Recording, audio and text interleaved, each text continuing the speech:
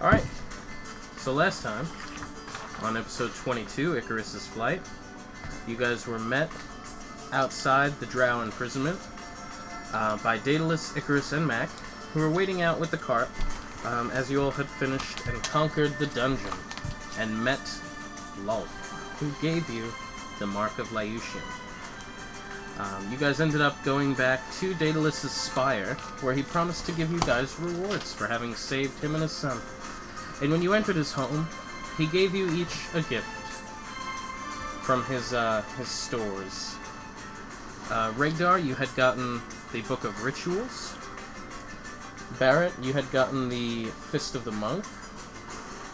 Palyus got the hilt extension for his axe. And you guys also encountered the first shard mine, a remnant of Liucian that you've ever met, who told you a little bit about Liucian. He really just told you it was something that they had created. Did he not tell you anything about Liucian? No? Nothing that we didn't know already. Essentially, the Thralstay had originally created Liucian to combat these dark creatures that were coming from the Fang. They never really established where they were coming from, but they created Liucian to give them essentially the power of a god. Their cumulative essence as Thralstay was put into making Liucian. After they had finished building it, there was a variable that whoever would take in Liucian, that power would essentially become that individual's. So for a hive mentality, to them that was very dangerous, and they never used it, because they didn't know the effects of one person having all of this power. But that was essentially what he was supposed to tell you. So, my bad on that if he didn't. Anyway, you guys got your gifts. You met, his name was Helithzi Egradim. You guys called him Stony and Pebbles for short. And he said that he was going to follow you and aid you in assembling Liucian. He was able to also feel the direction of where they were from, so he was able to confirm where your spirit was telling you to go. Daedalus actually helped even further by giving you an airship, and Regdar actually smuggled aboard one of the individual flying contraptions in a case of emergency. You guys had really flown halfway across the continent without any issues, and in that second little increment there, you encountered a storm in the sky. Icarus was struck by lightning. You guys were thrown into a heavy thunderstorm with hail and then tornadoes. Pebbles was actually able to cast a spell to stall out a couple of the tornadoes, but needless to say, eventually the hail pierced the balloon on your airship. You guys quickly lost altitude. But due to the magical efforts of Regdar, you were able to navigate out of the storm. And if not for the athleticism of Barrett pulling on the sides, as well as Palyus, you may not have made it. Count by eights. My three fingers. You guys did brave out of the storm on a rapid decline. Palyus was struck by lightning twice and rendered unconscious. So the ship plummeted to the ground, at which point Pebbles teleported to the ground safely by himself, leaving the rest of you. Regdar used his wings, which only allowed the carry of one person. The rest would have incurred penalties and damage to him, so he flew on his own. And Barrett crashed to the ground, holding on to both Mac and Palyus. Not Palyus. Yes, Palyus. And Cookaroo. Nobody thought about Icarus, but luckily Icarus had grabbed onto that flying device and narrowly escaped death by crashing into a tree. At which point, Barrett lay drowning in the swamp, until Regdar was able to stumble across him, Mac, Cookaroo, and the unconscious Palyus, and restore life to Barrett's unconscious self. Jack comes wandering out of the swamp. Since his home is nearby, he was able to find you, brought you all to his wonderful little home, where you had taken an extended rest. This is the following day. You are all waking up.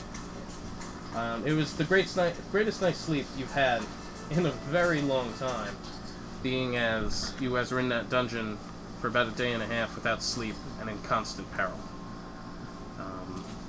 You were all very exhausted, but this night's rest was exactly what you needed. You have back all your dailies, encounters, healing surges, etc. You feel like $1,000,000. The first ones to awaken are Barrett and Regdar.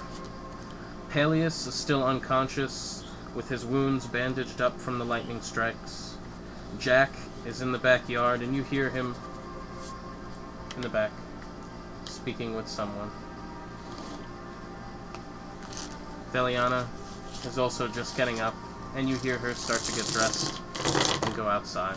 This room was very small. It was just a one-bedroom studio, if you will. So you guys are all just laying on the floor very, very close to one another. And you see that Stony is not sleeping. He is sitting in a cross-legged position on the floor, essentially just staring in a direction. That's creepy. As if in a trance. He has been staring in that same seated position all night. That's creepy. And that is where we will come to. You guys are all laying about the floor. Palyus, sleeping, wounded. Mac, sleeping. Cookaroo, sleeping on a little bed that he had actually nestled together from bits of cloth. And Icarus, who is out cold, stretched out on the floor, taking up more space than most of you, with a blanket loosely laying over one leg, snoring loudly.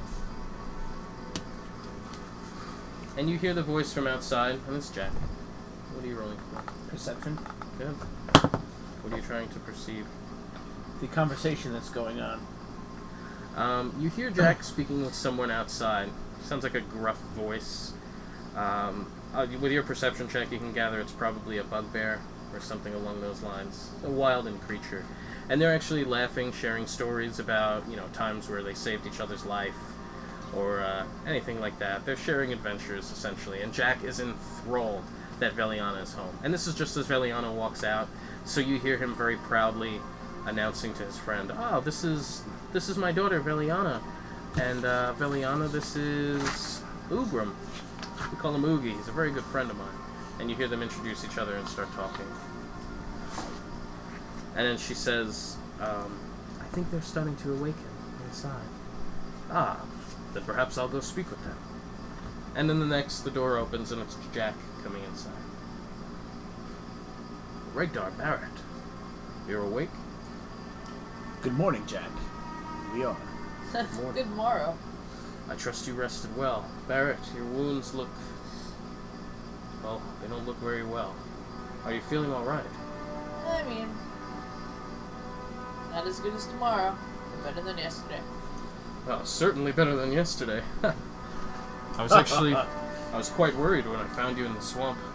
Luckily you had that little squirrel and, well, Regdar.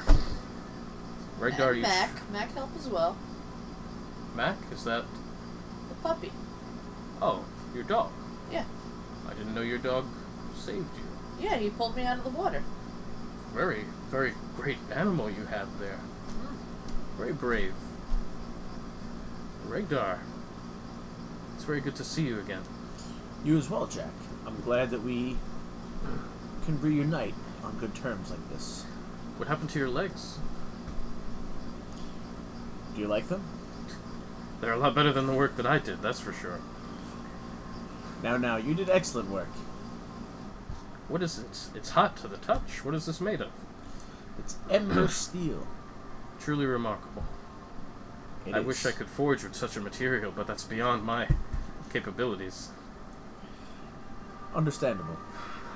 My friend Munith, was he able to help you? For a little bit. Is he well? I haven't seen that man in quite some time. I wouldn't hold your breath on seeing him again. What do you mean? Munith did not make it. Oh. He, sits down on the only chair in the room. Thanks. And he hits the side of it. Damn the sad flutes! I should have known. I shouldn't have gotten him involved. They were too much. You shouldn't have. He was dumb. What? What do you mean Munith was dumb? He was a Goliath. How much intelligence do you expect from him? That's why he was dumb. He had more than we would have expected. Was it the Kaishonin who killed him? It's actually himself who killed him. What? Yeah, he exploded himself. He says with a perplexed question mark at the end. He exploded himself with a bazooka. A bazooka? What is a bazooka? Like a flamethrower, almost. Because it wasn't a bazooka, it was a flamethrower. I'm sorry. I don't understand. Why would he kill himself? Because he's stupid, and he was trying to propel himself up, maybe, I think. I don't know. Why would he try to propel himself up with a flamethrower? That doesn't make sense. I know. We were trapped in a dungeon, and there was a noxious gas that he tried to escape with the flamethrower. The noxious gas also happened to be quite flammable. Damn it, Moneth. He was always a fool, but a brave one at that. And I know he had a big part in bringing my Velianna back to me, so...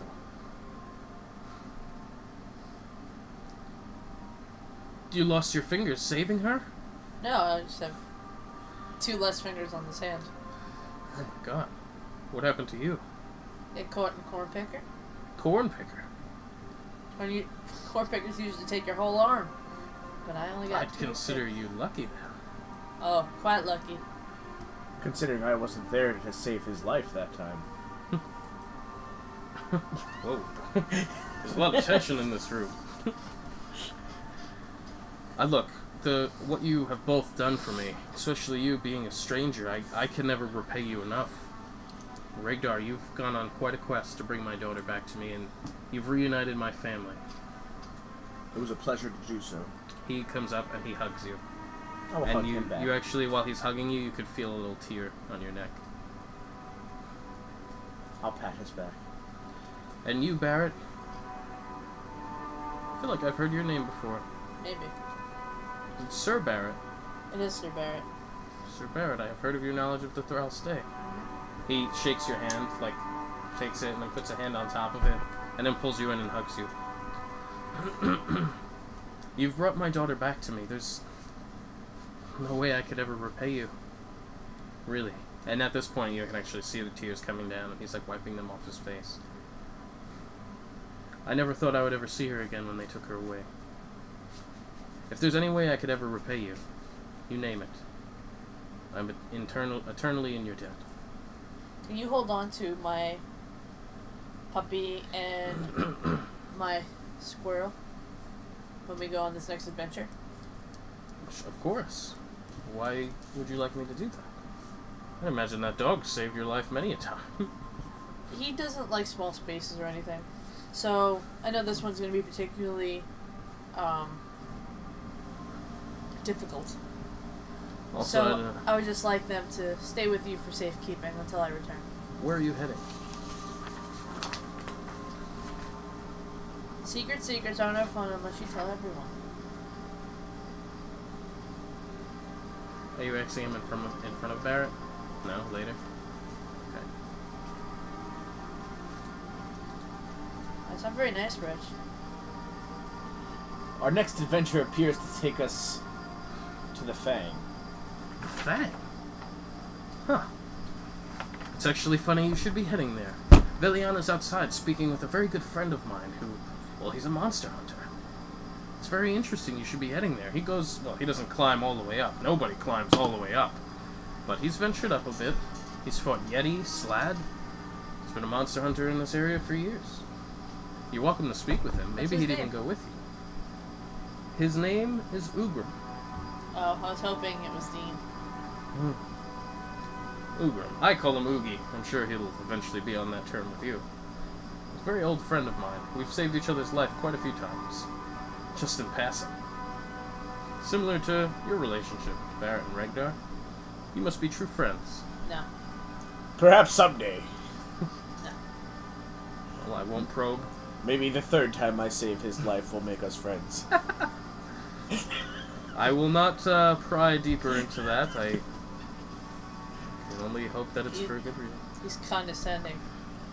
He is a sorcerer. Or maybe when he saves my life, we could be friends as well. I'll let you know when that happens. He won't be able to tell you. Because you won't save his life? Well, if you'd like, while your friends rest, you're welcome to come out and meet Ugram. Perhaps he'd be willing to take you as far as he's gone, at least, up the mountain. I see no harm in that. Barrett, would you like to meet Cookaroo? Sure. Come with me. He brings you outside, and Velianna is talking to a bugbear that looks like... And what does he look like? Wait, what? He is... You can't play two characters. He's 6'8", 250 pounds.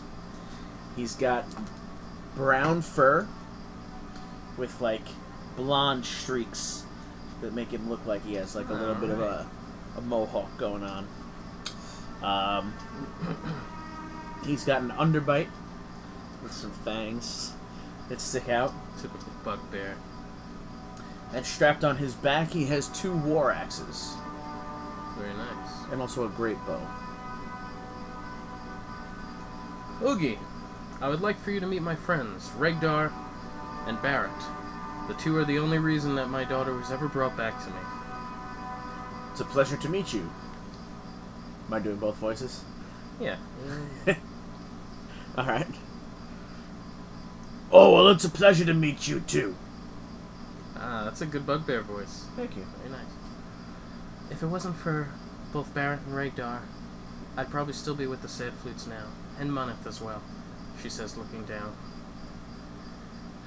I miss him. She tears a bit. I never got to tell him how I felt for him.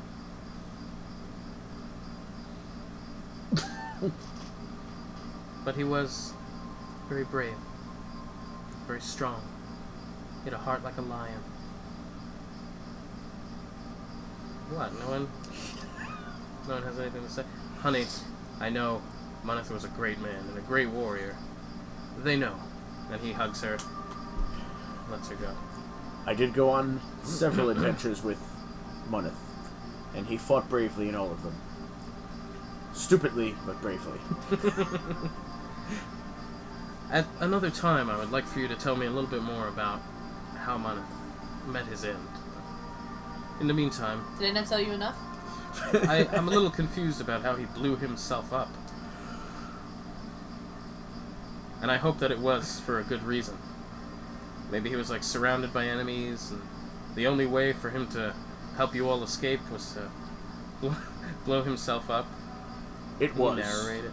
Let the record show Barrett's shaking his head. He gave his life to ensure all of our safety.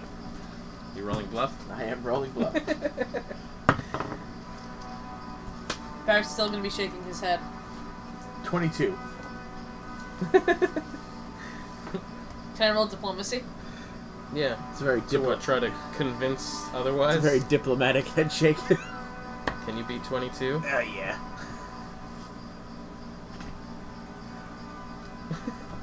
Is your diplomacy 3? My diplomacy is 14 and 19.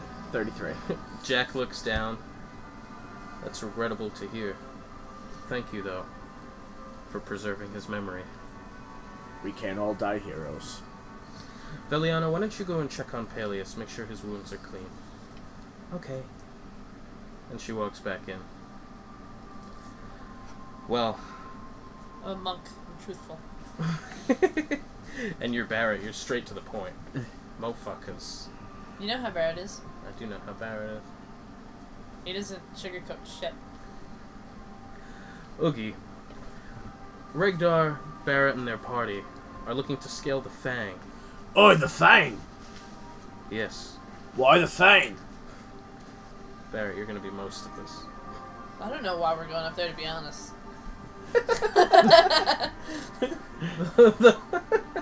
The horns of Liucian are To be honest, Barrett, there's no reason why Barrett needs to go up to this Fang, other than for the party. So... It's Thrallstay history. Oh, yeah, you are an instructor in Thrallstay. This is huge. Huge Thrallstay development. Why would I be helping this one collect all of the Thrallstay? If nothing for other than research. That's up to your backstory. You're a researcher of Thrallstay. You're the lead instructor of the capital. You have the opportunity to see what Liucian actually is. You're on the front lines. You're a pioneer.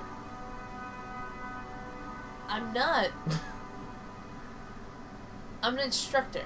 I don't do, I teach. That's up to you. If you don't think Barrett would go up there for the sake of being on the founding of research for Thrall's Day. So he's not going? It's not that he's not going. I'm just saying Barrett would not be having this conversation. That is most unfortunate, Nikki. I'm sorry, but this is my character. And you're going to be killing him off in a matter of minutes anyway. I am not killing anybody, per se.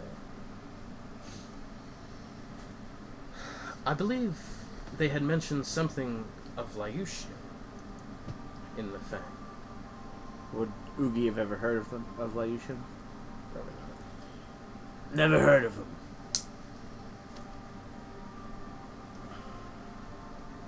If you would like, Regdar could fill him in a little bit. Well, to be honest, we're not really sure of what Liucian is. One of our companions inside, Pebbles,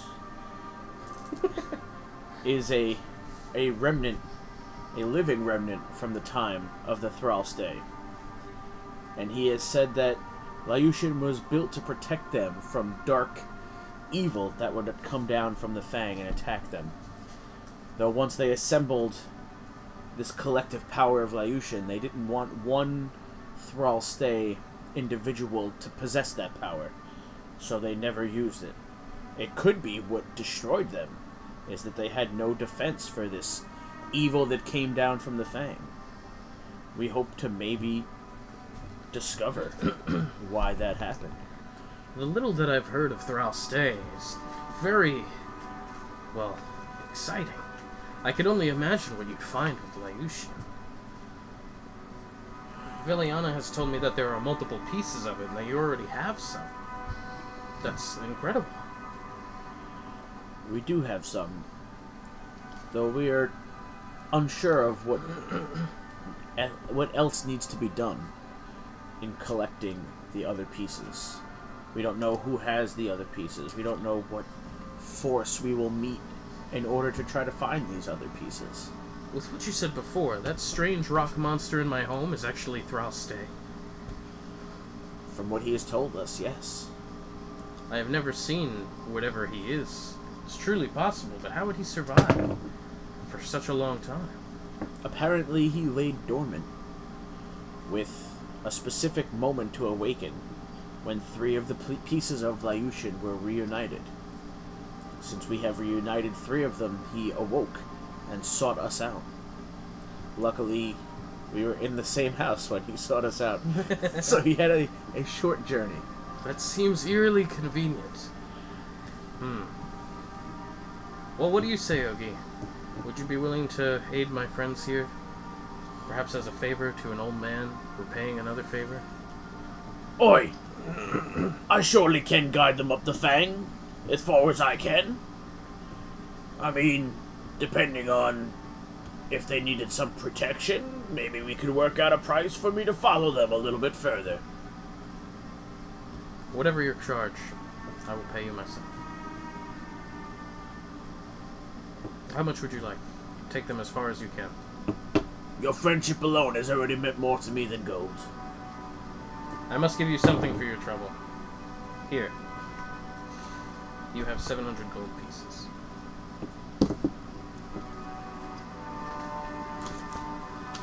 Well, he didn't have any starting money either, so the total of what you have is 700.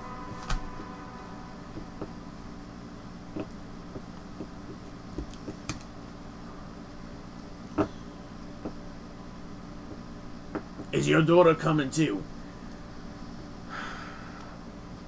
I would rather she stay with me. I've already lost her once. I would like to take this time to get to know her. For the first time in my life, I have my daughter back. Then so be it. She's not allowed. I've never ventured up the Fang. I've never dared to. Barrett, are you an experienced climber? I know you are an instructor, but No. do you do field recon or anything? No. I may have something for you. It will surely be perilous, Loki, is that safe to assume? Looking up at the mountain, peeking into the clouds. It's perilous for some. You're right. Some of us may get back and forth, alright? Well, I happen to have some extra climbing gear, Barrett. Let me see how much extra climbing gear I have. I have one set of special climbing gear, and then I have 6 sets of regular climbing gear. Regdar, I know you are a very powerful sorcerer, so you may take from the regular, but Barrett, I would like for you to have my special set, perhaps as a gift. Okay. Would you come to the shack with me? To my shed? Alone? Yes.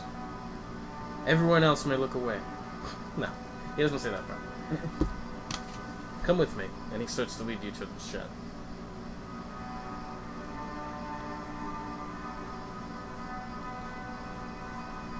Uh-huh.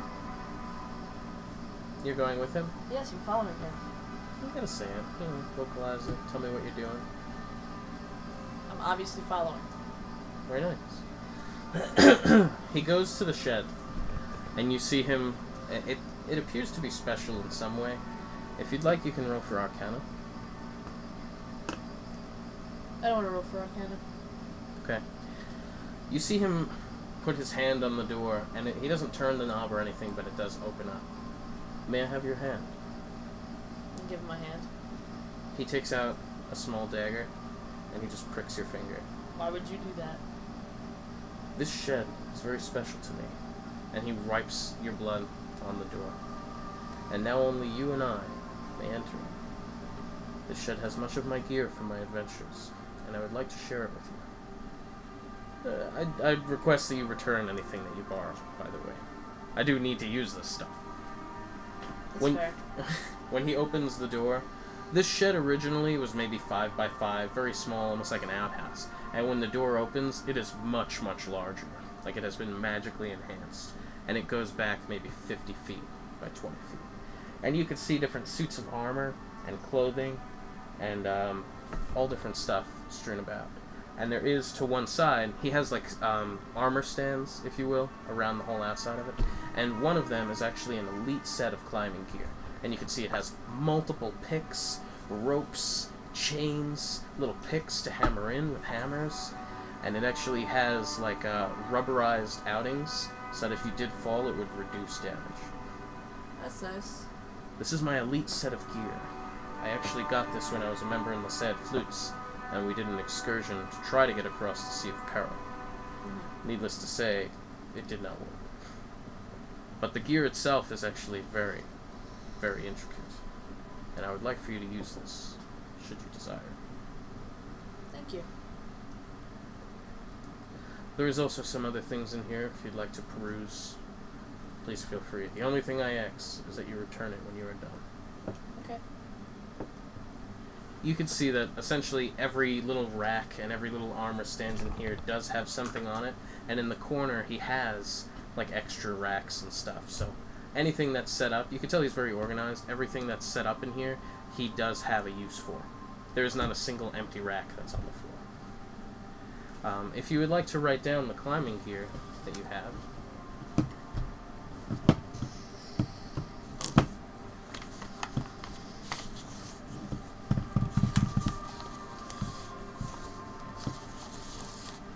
He has also left you alone in here, by the way. He went back outside.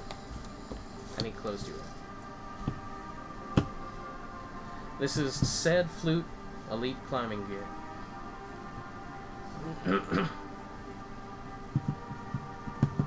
And he's bringing some sets out for all of you guys as well. Did you already buy new ropes? I took them from Daedalus.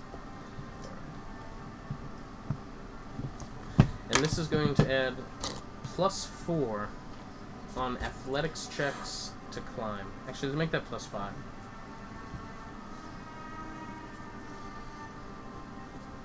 If we're all tied off together, does it add benefits to those tied off too? That suit which is totally wrapped around, actually has hookings on the back so that people can tie off to this person. So whoever's wearing this suit of armor would probably be ideal to take lead. It will also add +2 on endurance checks while climbing. Ooh. And while wearing this suit, you take half damage from falling. From heights less than 100 feet. What if it's more than 100 feet? And you take regular damage. You not half that 100 feet? No. You fall 105 feet, the effects of the armor are null. Just make sure you fall before that. Fair enough. Or at least bounce off of things 100 feet down. Just 100 feet every time. You try to smash into this side.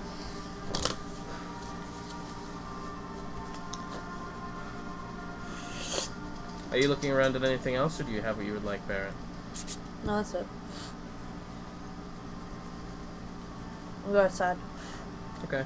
Maybe there's a staff or somebody else in there. No. Oh, you're not even looking? No. Maybe there's some sort of monk weapon. No. That's all I need. Okay. That's very nice of you. When you come out, Oogie, Regdar, and Jack are standing outside, really right where they were before. They didn't really go too far. And you see Cookaroo. He's standing outside the door, and he's just looking around like he was looking for you. And when he sees you, his eyes get all big, and his mouth opens, and he starts hopping towards you, and then climbs up your leg onto your shoulder, and he like hugs your face. Cookaroo. I'm gonna pat his head. Cookaroo. Cookaroo, you gotta stay here when we go, okay? Cookaroo. Yeah, 'cause I don't want you to die. Cookaroo. I might die. I need you to stay here, okay? I guess you guys stay here with Mac. Cookaroo. What do you mean? What do you mean? Cookaroo is shaking his head no. Cookaroo. Cookaroo. You're gonna help. Cookaroo. I think the furry thing is saying wherever you're going, it's going. Are you That's sure? very nice. You have a squirrel that's willing to die for you, Barrett. But- You just have a way with animals. Mac, you're staying here. Ruff. And he goes and lays down. You don't want to stay with Mac? Cookaroo. He nods no. What if I gave you the nuts? Cookaroo. Cookaroo. I know you got more nuts than you're ready to go. Cookaroo. You know, I might have something in that shed for him. Huh. Can Cookaroo come with me? Sure. Gotta prick him, get some blood. He goes to the door with you, and he pricks Cookaroo's little paw. Cookaroo. I'm gonna kiss his head. Cookaroo. I used to have an old friend. He was a Henjei Okai. He would shift into a rabbit or some other weird furry thing. Needless to say, he used to love being in his animal form so much, we actually made him armor, so that he could wear it while he was in his beast form. Huh. Oddly convenient. Eerily convenient, actually, because he looks about the same size. Might be a little loose on the guy, but hey. He brings you up, and there's actually in like the way back corner, there's a tiny little thing that has like the outline of a small furry creature. Like that's just the rack is set up so it's in like an animal pose, and it's really small. And it is actually chainmail for a small animal, and it's holding a like a rapier. Huh. And it also has like a little twine rope on its back. Cookaroo, try it on. Cookaroo! He starts taking it off from the mannequin and putting it on himself. And when he is all done, he is a squirrel wearing a suit of chainmail. With leggings, armor, bracers, and a helmet with a little folding, closing slit. Cookaroo! Sing! He draws his rapier. He's so cute. Cookaroo. What does that add? Nothing for you. No, I'll keep what? track of his stats. Makes him encumbered, hurts his climb speed. He can just ride on you and you can climb up there. You got some good climb going.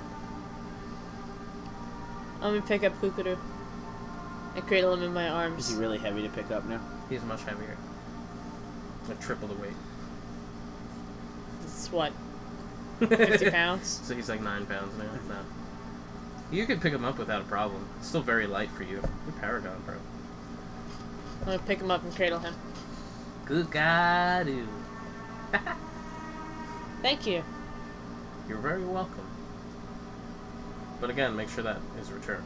Absolutely. I'm very particular about my things here. I know. You got it. You see him go over and he sees like the empty stand and he covers it. Like it's bothering him that it's empty. I only took the climbing gear and what Cookaroo's wearing. That one's already covered by the time you get back. That rack that was empty is covered with a sheet. And then he leads you back outside. You sure you don't want me to sign it? No, I'll remember. He brings you back outside, and you see Barrett come out with Cookaroo wearing a suit of armor. Cookaroo. Looks like someone did some shopping. Cookaroo. He draws his little mask, and he's like picking his teeth with the rapier. Be careful. What time of day is it? Morning. Early morning. 7 a.m. How long of a hike is it to the Fang? You're very close to the base. Half hour, hour away. The climb is going to take a while. Perhaps we should make our way to the Fang while we have the light. Is there anything you need before you go? This is going to be quite a treacherous climb. Make Palyus not unconscious if you want. In like 10 minutes, I'll be able to do that for you. Okay. But before you start heading over there, and before Palyus regains consciousness, is there anything else you need for your journey? Do you have potions? I have some. I have some I could spare. Do you really need them? I kind of need them. What kind of potions? Well, for regular potions, I have 8.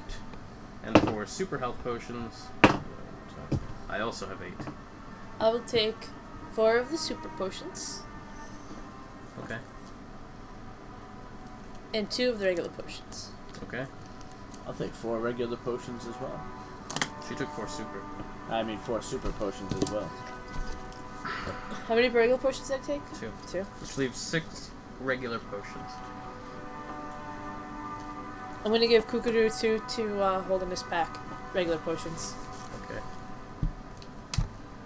Cookaroo, hold these in case you get hurt and I can't get you. He tries to put them in his bag, but there's no room. And he's not willing to part with one of his nuts. Are you able to shrink these to Shrink them? Cookaroo size? Well, I suppose he might not need as much. You could just take maybe half of that into a vial, but half for anyone would not help them, other than him.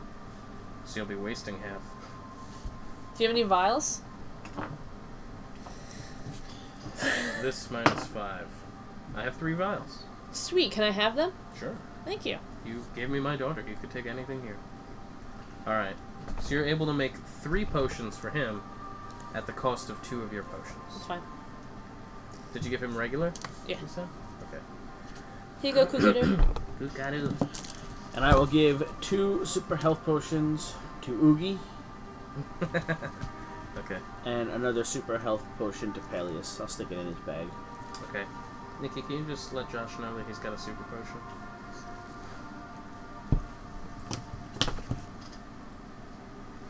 Meet up with Oogie. Get... Done. Is he ready? No, he didn't even text me back. Well, fuck that. Alright. You guys could start at least going to the base of the Fang. Palyus does wake up. He's still fairly hurt, so he's not really in a talking mood. But he's limping behind you. You could tell he's not at his A game. He's limping lightly and slow. But he's going. Velianna is staying behind with Jack. So, I have to pee. of the continuing party, there is Barrett, Regdar, Oogie, Pebbles. Apples. Here it comes. Who? If you ever get here. Yeah. That piece of crap. Well, he got up. He's fairly silent as well. He doesn't actually sleep. He's always aware. So even like while he was sitting in the room, he's aware of his surroundings. He's really actually watching you sleep. But he's in a trance. That's how he rests. Yeah. Barrett and Cookaroo. That is your adventuring party. A little deeper when he's fighting Cookaroo! It's like a Japanese character. I just picture him like Pikachu now. Cookaroo! And you were learning for your next ritual, which was assemble campsite? Assemble campsite. Did you already check it off? I did, because I just rolled a 31. Yeah, It's going to be good. Yeah, I know. That's fine. The first one was what? Purify water?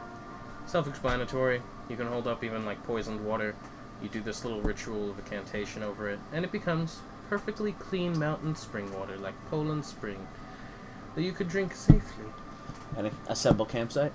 Assemble campsite, when you use that ritual, it actually summons little fairies almost out of the air that assemble a campsite filled with stocked food, firewood. They start the fire, they build you little tents, all out of things in the nearby area. So these fairies appear, they get wood, they make a little leaf roof. Over the course of 5 minutes, boom, you have a fully stocked campsite for you and all of your allies. Up to 7 is the...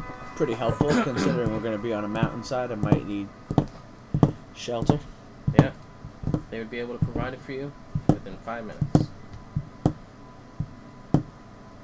Oh, nice. Cookaroo! Kata kata! Aru! Cooka. Cookaroo. Indeed. I want to play Resident Evil. I would like to. On an unrelated note. I will also walk over to Barrett. Okay.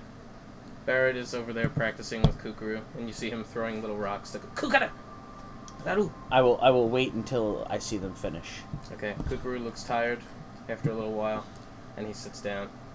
And he's drinking out of an acorn shell. Very impressive training. Thank you. I'm gonna take off Cookaroo's helmet, then rustle up his hair and put it on again. It's very, like, poofy squirrel head. And he leaves the helmet on the side. And I'm gonna kiss his head. He's sweaty. You did really good. Cookaroo! I'm gonna give him another nut. He's eating the nut in one hand and drinking out of his shell in the other. You earned it. Aww. What were you saying to Barrett? I have in my possession a potion for a monk. Oh? It is the potion of the inner mind. What's it do? Something about extra damage on flurry of blows. Is it a permanent thing or an effect thing? I think it's once per encounter. It's 1 round. Oh. And it doubles the damage of your flurry of blows. Doubles the damage of your flurry of blows. Thank you. You can take it. Thank you. What's it called? Potion of the inner mind. You drink it as an ordinary potion, you know, as a minor action. And then your next flurry of blows deals double damage. And now, so is it I drink the potion and I use it, or I use it the next turn? Really your next flurry of blows, so whenever that is. And it's only for 1 Fury of Blows, or for the set of Fury of For the Blows? set. So for you, you would actually get double damage on 3 flurry of blows. Which is nice, you know? Nice little thing to do, you know? Nice little thing. You know? Could help out there. Palyus is still, like, limping around. He's obviously still not doing well. He has, like, burns of charred fur. He is, from what you could tell, slowed and weakened. If there's anything you would like to try to do with that. Would a heal check help? Heal check would help. I'm gonna also try and heal check.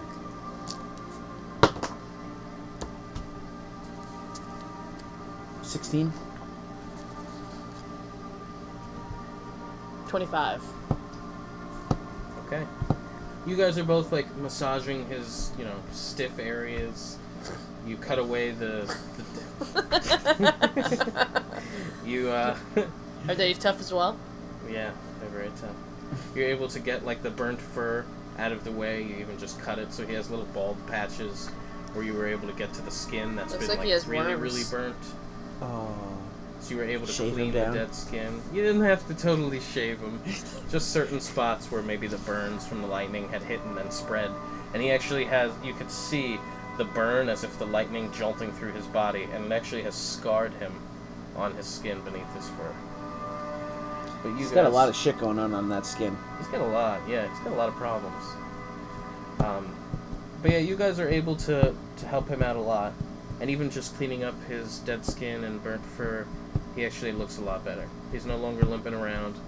And you could tell that he's got his fight back in him. A bit of fervor. So you saved him from entering this session weakened and slow. Nice job. Jack, I know that you have skill as a smith. Jack didn't come with you. We're not. Did we leave yet? Jack stayed with Velianna. Yeah, did we leave? I thought we were still there. Oh, then no, you didn't. 7 out of 10? It's out. Okay. That's what I was showing you. I'll have to check it out. Well, yes, I do. I have a Bowie grappling knife. I was wondering if you could install the mechanism into my hand that you so elegantly crafted for me before. Let me see your hand and the knife. In like a single motion, he has removed the hand from your arm. And now you have a little mechanical nub that you can actually see the little contraption, like the insert. So when you go to move your hand, it's actually just moving this little sprocket that you can tell works the inner gears of the hand. Okay. It's pretty fucked up. This is the first time you've seen it like this. But Feels pretty fucked up. and he's looking at the hand, and he's looking at the chain. I think I could rig something up for you. Although when you do deploy the hand, you will not be able to move the fingers. I don't think I'll be able to rig that up. But I can make it deployable, and it will sink into things, and it could retract you up. Be very useful for climbing the Fang. I would love for this to happen. Give me 20 minutes. Go for it. Barrett, you see Regdar, who no longer has a hand on one. He just has like little sprockets of gears coming out of the burnt, sharded nub of skin that is actually periodically twitching and moving. It's creepy. You know you like it. No, it's weird. You know you like it. He comes back out, and you see that the hand has been refined in a way that it seems to be hollowed out a bit on the inside, and you could see the chain inside. And it just fits onto your nub, and the sprocket clicks back in, and you could move it again. How long was the chain on there? 50 feet. It's probably not going to be that long. 45. I wasn't able to fit all of the chain inside the hand, Okay. but I was able to fit quite a bit. This will be 25 feet. And it is a very strong, durable chain.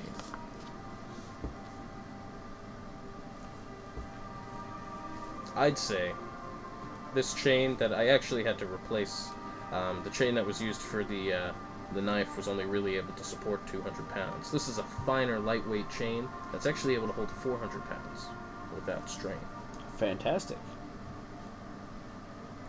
It will be able to retract you as well, but that does also depend on the load. How much do you weigh? 200 pounds. That should be fine. Excellent. I thank you, Jack. You're very welcome. I really cannot thank you enough. And you see, like, Velianna comes out, and she's, you know how she normally dresses, she's very dark. She comes out, and she's wearing, like, a sundress. She looks very beautiful. And you could tell that she is so happy to even just be in this little hovel with her dad. I'm glad we can make your family whole again. Yes. Hopefully we don't have to stay in the forest too long. But, I don't know. Dad likes it here, you know? Well, he does seem to enjoy the forest. it's much more simple to evade the sad flutes. Is that Franklin? Tonight's going to have to be my first missed session. Tell everyone I'm sorry. You motherfucker. Tell him he's missing the finale and we're not playing for a while. Tell him that. Over. Who's that knocking on my door? It's Raul. Ask if he wants to play D&D. We were just We've got a talking shard about... mine character that needs an operator. We were just talking about a guy that Rich and Franklin had met very early in the campaign named Raul. And it made me think of Raul, because the names are similar. But he actually got cut in half vertically very short way into the session, so... Oh, poor Ravel. Yeah, he didn't do too great. But today is the season finale, and a little bit has already happened. I will use the bathroom during your recap. Nikki, can you please give Josh a little recap on what's happened so far? No, I cannot. You can, though. Alright, so... Come on, Nikki. Don't fuck with me, Josh. Don't make him say, "Bah, Pam! Bah!" Give him the recap. No, because I wasn't really paying attention. That's offensive. I'm sorry. Alright, well, so far, the only stuff that you missed, you guys had actually woken up at Jack's house. Do you remember who Jack was? No. Jack was the Verbeeg that when you guys had crash-landed in the swamp, he was actually the one that came up... Well, actually, I guess you were unconscious. So that makes sense that you don't remember. Your character would know, though, because you've already woken up. Jack is a Verbeeg, so he's like green skin, gray hair. He looks like an elf. He's very lean, fairly tall. And you had woken up essentially in this very large studio apartment, if you will, but it's a shack. And where you and all of your allies are actually sleeping on the floor, because that's all he's got for a home. When you woke up, you had actually gone outside, and you were really fucked up after having been dropped from 200 feet and struck by lightning twice. So you were a little weakened, you were slowed, you're feeling it. But other than that, you're fine. Yeah. You're at full hit points, you have all your powers back, life's good for you. Rich. Well, so am I good to Palyus go? committed suicide. Well, It's on your essentially side. they ended up giving you a heal check, and you're totally fine now, so... Because of Nikki. Yeah, you don't have Because- to, Regdar's an Because of- idiot. What the fuck are you talking about? Regdar's a motherfucker. Nikki saved the day, that's why. You also... Let's not get crazy. You met a new Maybe character. some people saved Barrett's day Oh, Never. again. Never happened. Never happened. for the second time. Nope. You met a new character. His name is Ugram. You guys call him Oogie. He is a bugbear ranger. Pretty tough, pretty cool guy. Very big, very tall, very furry. He is actually going with you guys to climb the Fang. Do you remember why you're going to the Fang? Yeah, we're searching for the last pieces of Liucian, right? Yep, that's it. You're heading to find the horns, because that's what Pebbles, Franklin's character, had told you was up there. Franklin is actually not going to make it tonight, so what he's going to tell you guys before you set out is that he can actually feel the other two pieces, the ones that he knows someone else has, are rapidly heading towards your destination at an alarming pace. Are you playing as him? Since he's with us? Only briefly. Okay. But yeah, he will be coming with you. Only briefly, eh? Until such a time as he perishes, whether that is long away or short away. Or not at all, who knows? Time will tell. But that is, that's all you missed. You guys were actually sitting outside Jack's while Jack fastened, pretty much a Gatling hand. Sorry, that's not the word I'm looking for. Grappling. Grappling hand.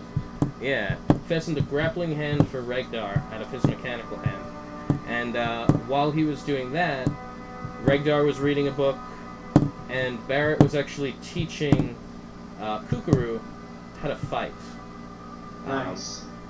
Cookaroo actually now has a set of chainmail armor and a small rapier, which he just recently learned how to use.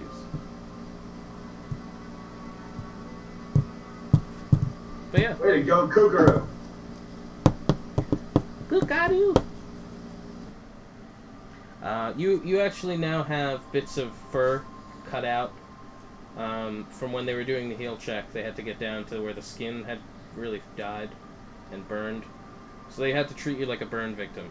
They shaved down the areas that were burned, and they peeled away the dead skin in a primitive manner. So I'm looking pretty haggard.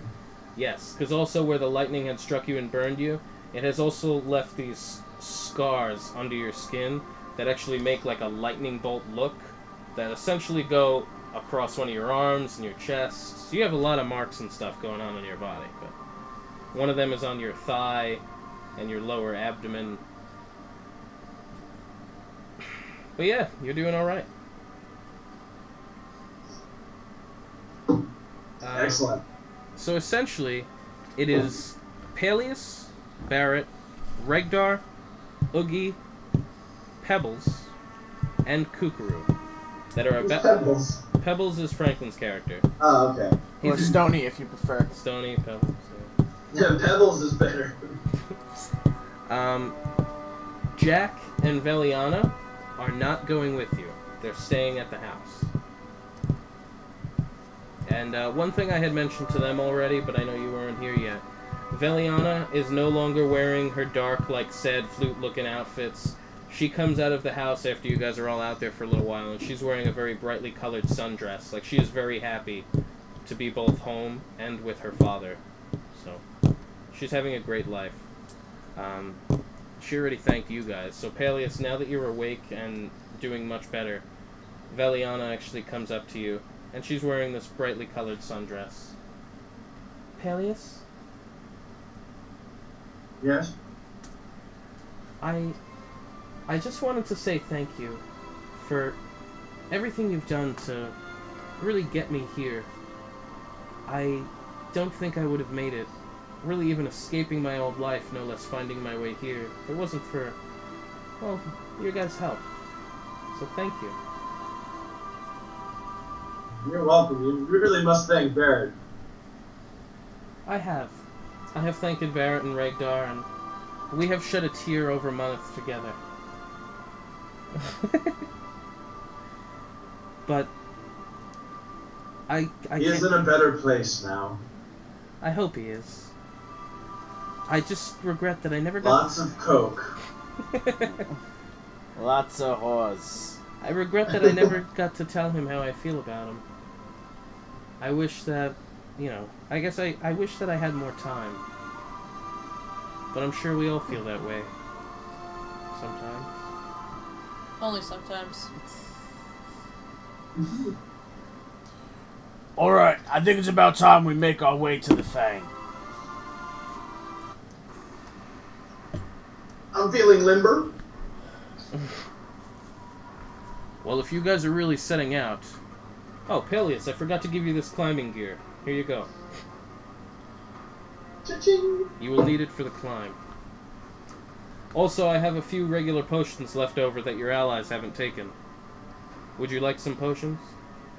Absolutely. You have 4 regular potions. Oh, add that to the inventory. I used to have a husky, by the way. They are very loyal dogs. Very beautiful indeed. I don't know if this is something you'd want, but I actually have a harness. He was pretty big, you know, his torso was like your size, but if you ever wanted some leather bindings with some, you know, attachments on the back, it's very strong. Yeah, I'll take that. You never know what you'll need leather for. Okay. You could write that you have the leather husky harness. And it is the XXL. Gotta love that XXL.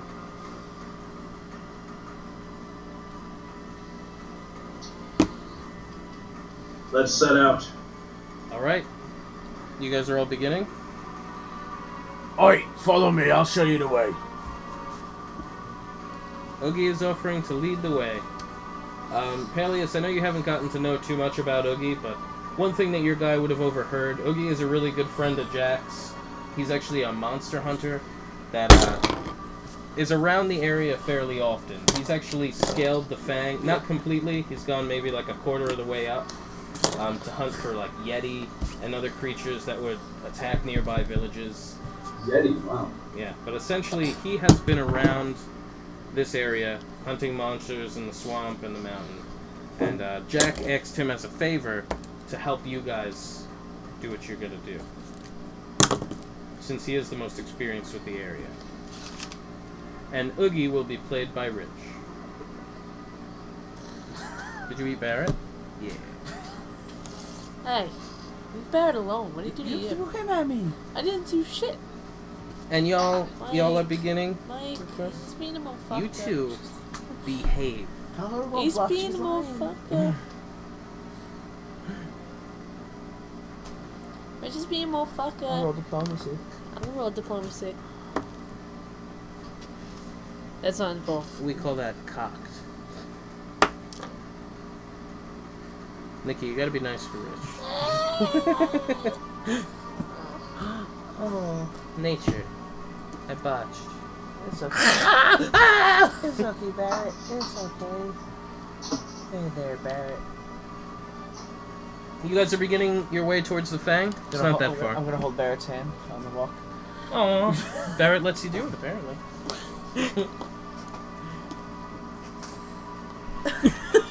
I always gotta be careful. Josh, can you see okay? Can you hear okay? Everything good? Yeah, everything's pretty good.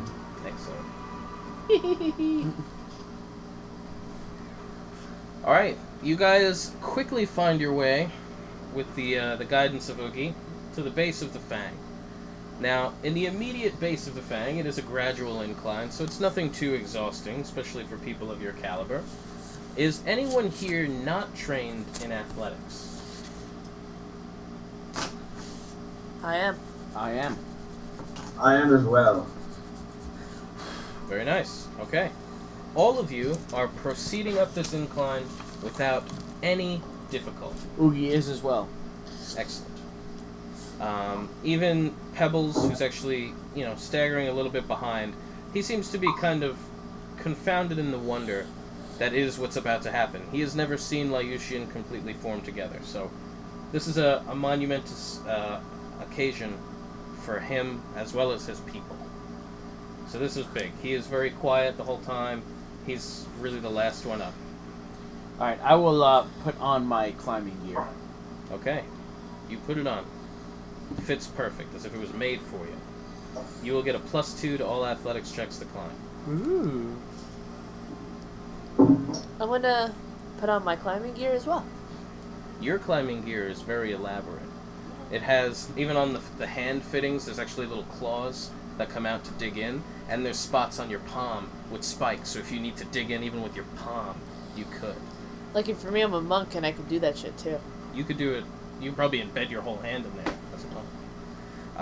It's also on your knees, your feet. The tip of the boots actually come to like jagged points, so it's not just like one thing splintering in. It's actually like point that you could use to climb up the whole way. Kind of like they do those boots for the pole climbers. Yeah, just like that. Wow. But even better.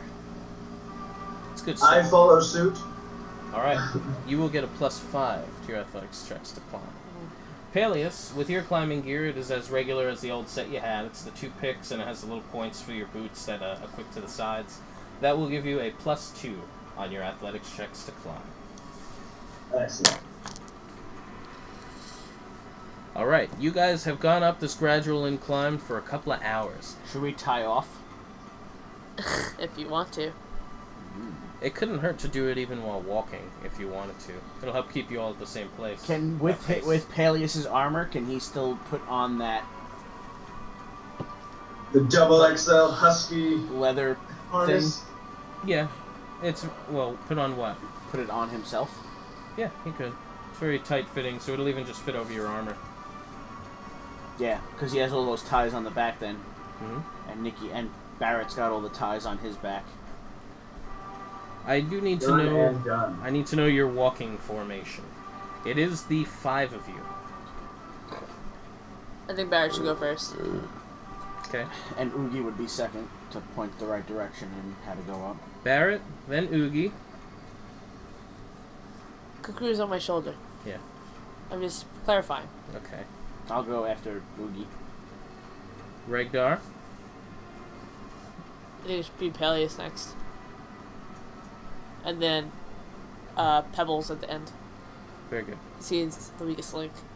Oh. And we'll just drag him along. You're not the weakest link. You're so heavy. Flink! Cut the line! That's so fucked up, and I hope it happens that way. He would just teleport to the ground and be fine. I don't know. And then I'll wait here. Guys, when you're teleporting, do you have to be on solid ground to teleport? So you can be falling? That's aggravating. Well, I would make him roll perception to see if he perceives the depth correctly. Because you can't do it until you're a certain range from your destination. So he might totally misperceive it and smash into the ground. Or appear in the ground to be trapped and suffocate. Oh, he doesn't breathe. You can't teleport into an occupied square. So Of rocks? you can't teleport inside rocks. That's true. Alright, so Barrett will lead the way, followed by teleports and Oogie. it's a volcanic hole. And he just falls into lava or magma. Also possible. Barrett, then Oogie, followed by Regdar, Palyus, and tailing up the rear is Pebbles. Where you guys first start to realize you need to climb, it's actually reached the point where the mountain is actually going straight up. It is very, very, very, very, very, very, very tall, this mountain, the Fang. And I couldn't even begin to tell you. It probably goes up above 20,000 feet. It does disappear into the clouds. The peak disappears. Oogie, being as you are already around here, you know that this first initial stretch that you're about to get to, although it's not the most dangerous for climbing, you know that Yeti do live amongst the snowy peaks here. I don't know if you would like to tell your party, but something you're aware of. Alright, as the mountain gets a little steeper here, we gotta be careful. There's Yeti that lurk in the snowbanks and in the caverns. Thank you, Oogie. Thanks, Oogie. Well, do you know what to look for? I know what they look like. Are there any nearby, or have you come across any where we are right now, or should we be a little more perceptive later on? Cookaroo. 32. 32 for smelling a stinky little Yeti, but on the side of a mountain. I'd also be looking. Okay. I'd guess you can't see any, but you as Oogie would know that they are very difficult to spot. They blend right into the snow. You actually do smell the fragrance of Yeti nearby. Do they smell like skunk? How far? They smell rancid. Like skunk? I guess more like wet dog. But you would smell a skunk. You guys don't smell it. Oh, I have a +3 perception for smell, sir. You might actually pick it up then. You can roll perception as well. Let's see. +3. 20. 20? Yeah, total, not a crit. Okay. You actually don't pick up the smell. Even with your enhanced nostrils. You're not catching it in the air. You tend to just get this very clean mountain smell that you're not accustomed to living in the Velianna Shire. I don't see any Yeti, but I smell their stinky hide around. So be on the lookout. Okay. Thank you. I will keep my head upon a swivel. As will I. Okay. You have approached the point of the mountain where you will need to begin to climb. You could climb what is directly in front of you, or you can look for an alternate way around. You know, you could go a little bit to the side and see if there's a better spot for you. Are we all clipped off to one another? You tell me. Are we clipping off to one another? Yeah. Okay. For sure. You're climbing your set of climbing gear does actually come equipped with one chain, and the rest is rope between the... You have enough to do everybody, but your chain only goes from one person to from one to another. That's as far as the chain will go. I'm not using the chain. No? Just ropes for everybody? Yeah. Okay. It's just little 10-foot sections. So if you guys are tying off, I guess you can each roll Dungeoneering to tie off to the person in front of you. You don't have to. Pebbles will roll. 24. 24. 19. Okay. Can you roll for Regdar as well? That was for Regdar, but...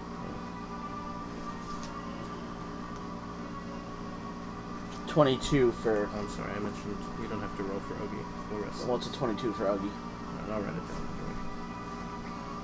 down. So you're going to be rolling for Regdar? Very noble of you. Okay, you guys all tie off. All the ropes look fairly tight. You feel secure about it. I'm gonna just double check with a perception check for everyone's knots. Okay.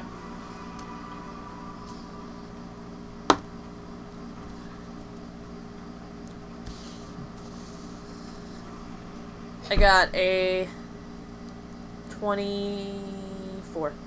Wait.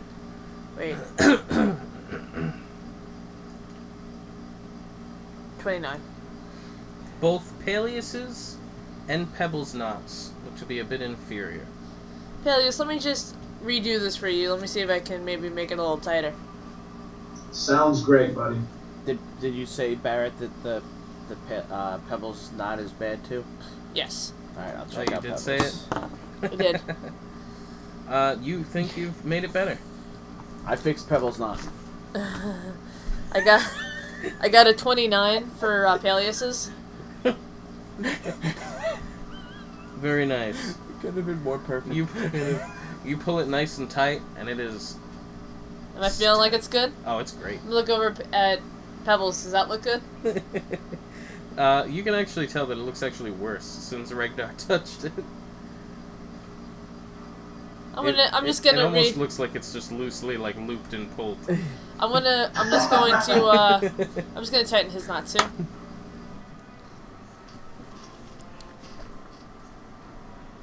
You 27. could have just let him go. Very nice. You even just pulling on it, the rope just falls loose, and you pick it up, you tie it back together, and it is much, much, much, much better.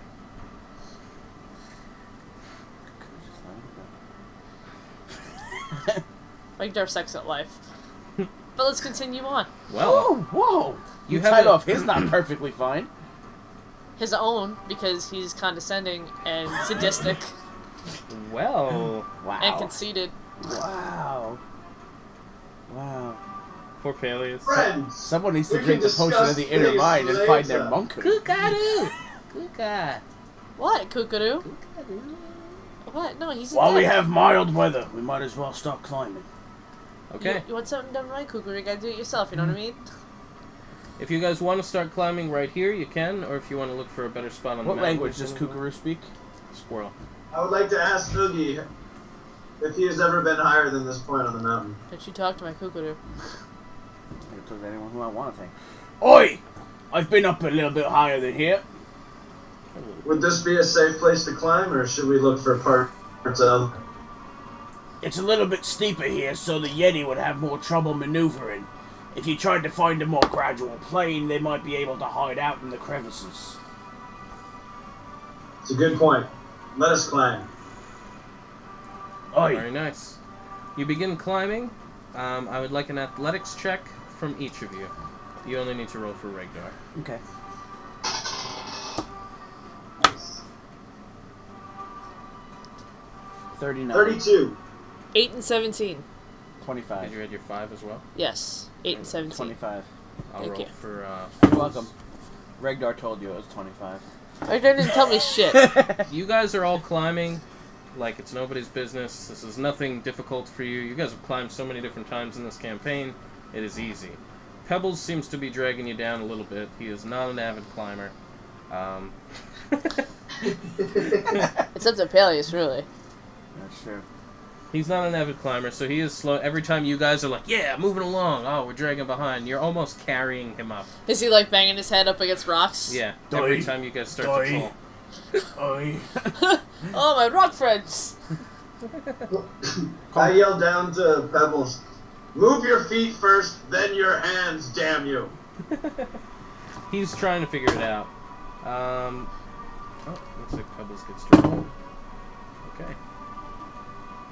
You guys continue climbing, and you can roll endurance.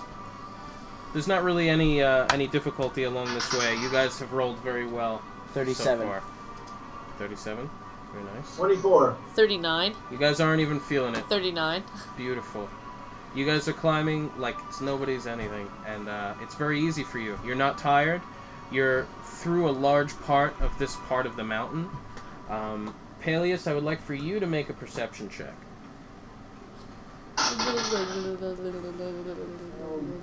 Pebbles is being dragged a bit behind still. He's not climbing any better, and he doesn't seem to be holding himself up very well. But you guys are doing well enough to carry him up. So even if 24? 24, you actually, while looking around, you're climbing, you make a quick stab, you go to lift up your pick, and to the side, you can actually make out a faint outline of a creature in the snow. Do I sniff it? If it's sniffing, then it's 27. We'll say that you can also sniff, and you catch this wet dog smell that's not your own. And this outline seems to be getting a bit bigger, lurching towards the side where it's standing. And you can tell that it's got eyes. It has these two big beady eyes. It's standing about 8 feet tall, and it is peering down at Pebbles. Yeti on the port side! I rolled to see which one it was coming after. Luck of the draw every time. Pebbles, beware, there's a Yeti. Oi, there's a Yeti to the left. And then you could all roll perception. Your rock friend might be in trouble. Do I have to roll again? No, you don't have to, sorry. 21. Okay. Looking, you immediately see the Yeti that he's referring to. You still see that same one, just sitting perched over there, and you see another figure moving from behind it, as if a second Yeti. When you look down, you can actually see from your vantage point up top as well. You could see 3 on one side and another 2 coming around the snowbank on the other.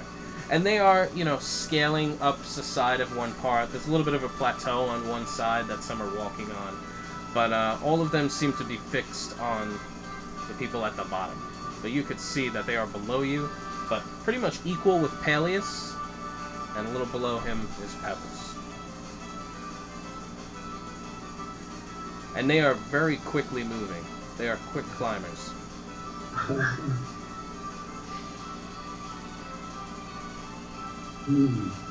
They're almost up to me?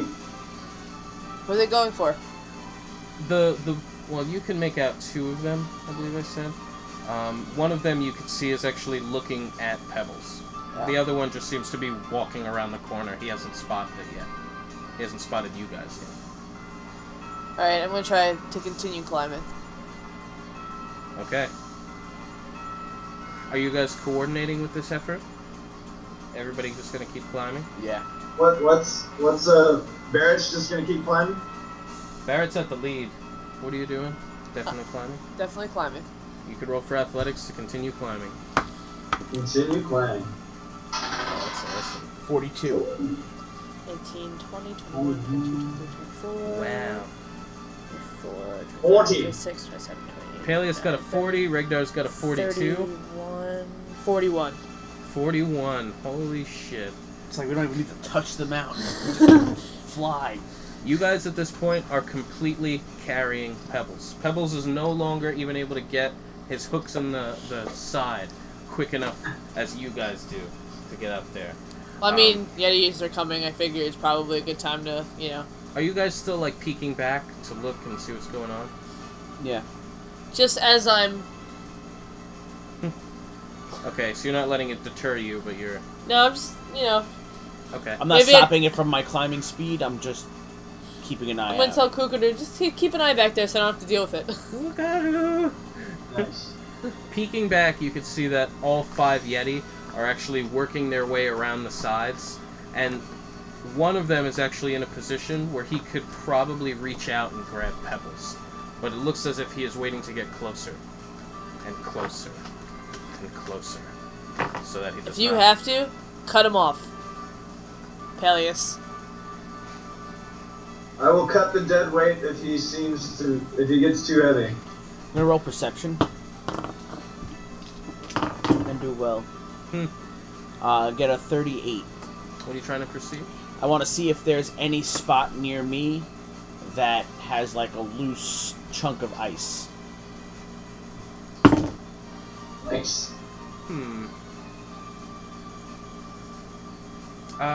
It's nothing too loose, but there is about a 5-foot ice chunk on the side that you feel like if you gave it a good smack, maybe, or something like that, you'd be able to jostle it loose. But it's not like on the edge, meaning off, that you could just push it.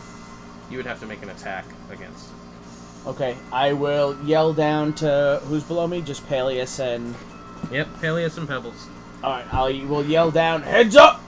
Ice coming! And what are you attacking? I pull up close to the rock wall. Or ice, whichever it is.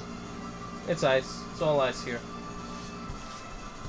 I'm smashing it with my climbing gear. What would you like the attack to be with? Unarmed melee? No, you can do it with your armed melee. 37. You smash into it. This large 5-foot boulder of ice comes tumbling down. Palyus, you did take cover against the side, but this is just going to be against your reflex, just to see if it actually does graze you. It's very low. It's 25 against your reflex. Yes, I have a 26. Going for Pebbles. Okay. It does actually, the ice misses Palyus, who pulled up against the side. Pebbles, who was not fixed to the wall and was just hanging below Palyus, does actually get smacked by this piece of ice. I'm just going to roll for some damage.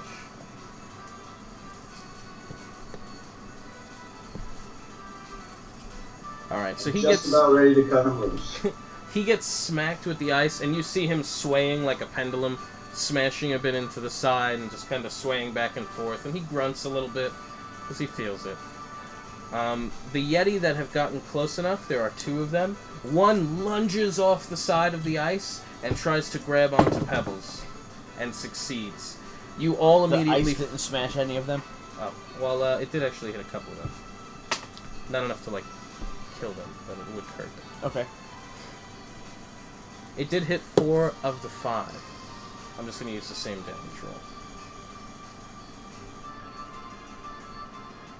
So 4 of the 5 actually didn't notice this and got smashed by it. The one in the back had seen all of his friends got hit and was able to get out of the way. One of the Yeti has lunged off the side, grabbed onto Pebbles, and you guys all immediately feel this heavy addition of weight. Another 450 pounds has been added to this, Damn. Sorry, Pebbles! You guys can all roll acrobatics to keep your planted picks. That was almost like a drop. But we'll let it happen. Took it in my hand. 31. I just hit 31. 31? Palyus? 32. Fuck you guys. for that one. Fuck you too. Jerk. Well. Even with this sudden addition, this jerk of weight pulling you down, the 450 pounds quickly tightens all of your ropes. You feel the pull on your harness. You feel your whole torso piece get pulled. You don't even flinch. Palyus, same thing. You feel that harness pull tight against your torso, and you hold tight to your pick. You guys could also roll endurance, just as you are still climbing.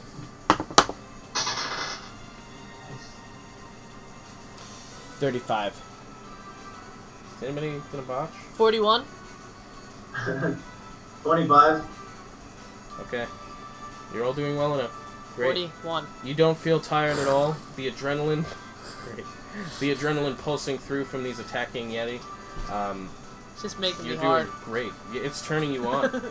Like, Yeah! Fucking love Yeti! You actually notice when your erection hits the side of the ice. does my head get a little cold?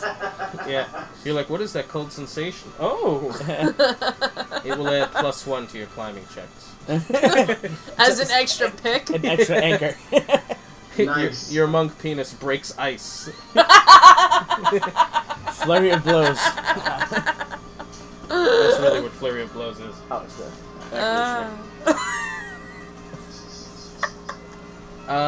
At this point, you guys can roll athletics again to keep climbing, unless you're doing something different, by the way. I'm climbing with just my dick. Should I sever the dead weight? He is hanging like a pendulum. They would both plummet. Or should we stop and help him? I will shoot my Chaos Bolt at the Yeti attacking him. Okay. You could roll for damage. That is a 38. Sorry, it's really funny. Dungeons and Dragons for adults. Dungeons and Dragons after hours. Oh yeah. Yeah. Josh, I'm really glad you made it tonight, man. I'm glad I made it too.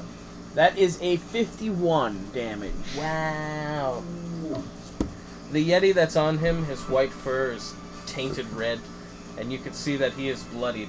And when you hit him with this Chaos Bolt, he looks up to see where it came from, and begins climbing up the rope towards Palyus.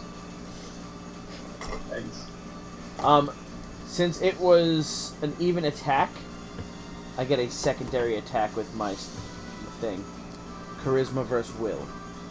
To something within range of it? Yeah. Right? One creature within 5 squares of the last time. There is one within 5 squares. Now it's charisma versus will. Do I roll plus my charisma? It's really just make the same attack roll. and Okay. It's against my will. Because I'm pretty sure your initial attack was also against, with your charisma. Yeah. Okay. That is a 35. That will hit again.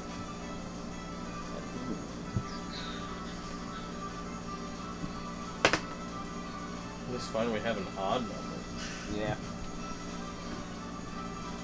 2 psychic damage.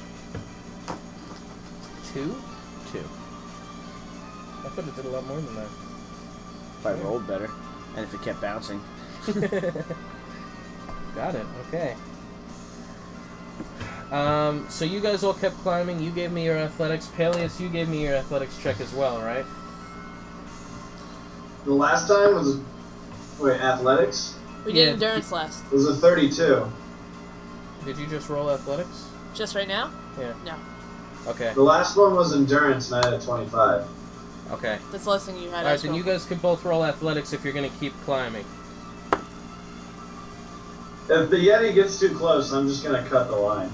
He will gain on you very quickly. He is 8 feet tall, built for climbing. Your rope is only 10 feet between you and Pebbles. You could make an attack at him. 40? Very With nice. what? I have a great axe.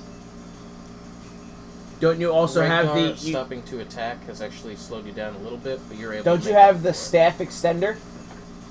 It's not. It doesn't add range. Oh. It's actually it's. Well, I can throw it, and then it would come back to me.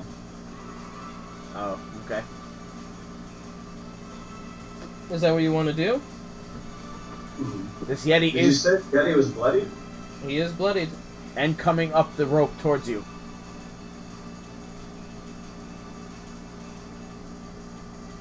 Yeah, I'll throw the old axe at the Yeti. I like Try and that. hack his arms off. I like that you guys aren't just cutting away Pebbles eagerly. They've offered several I times. know. It has been Alright, is that just a regular attack roll?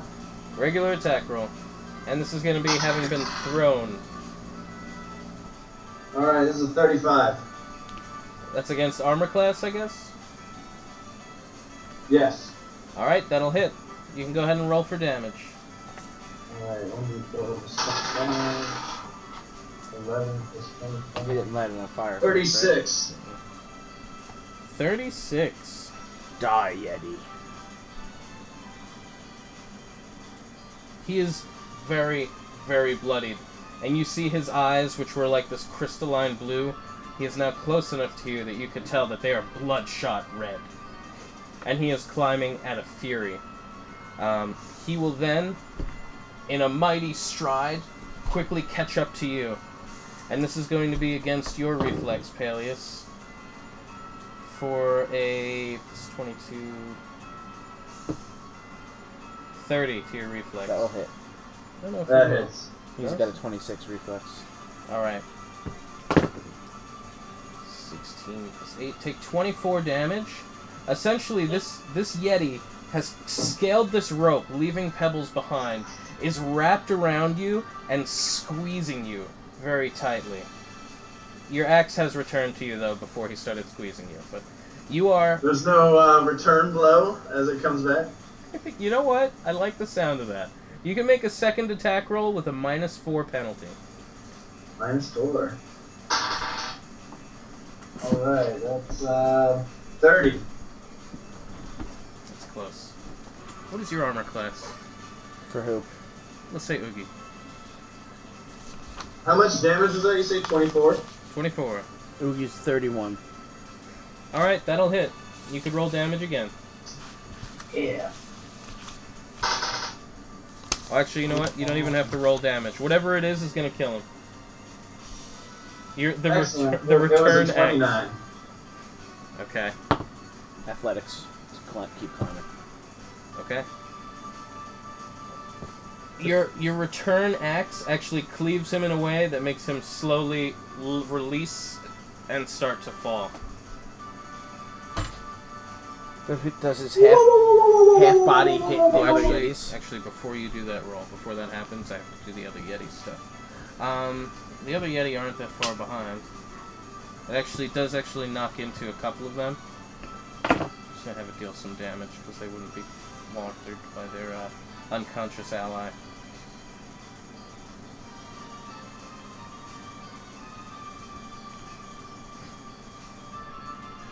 Alright.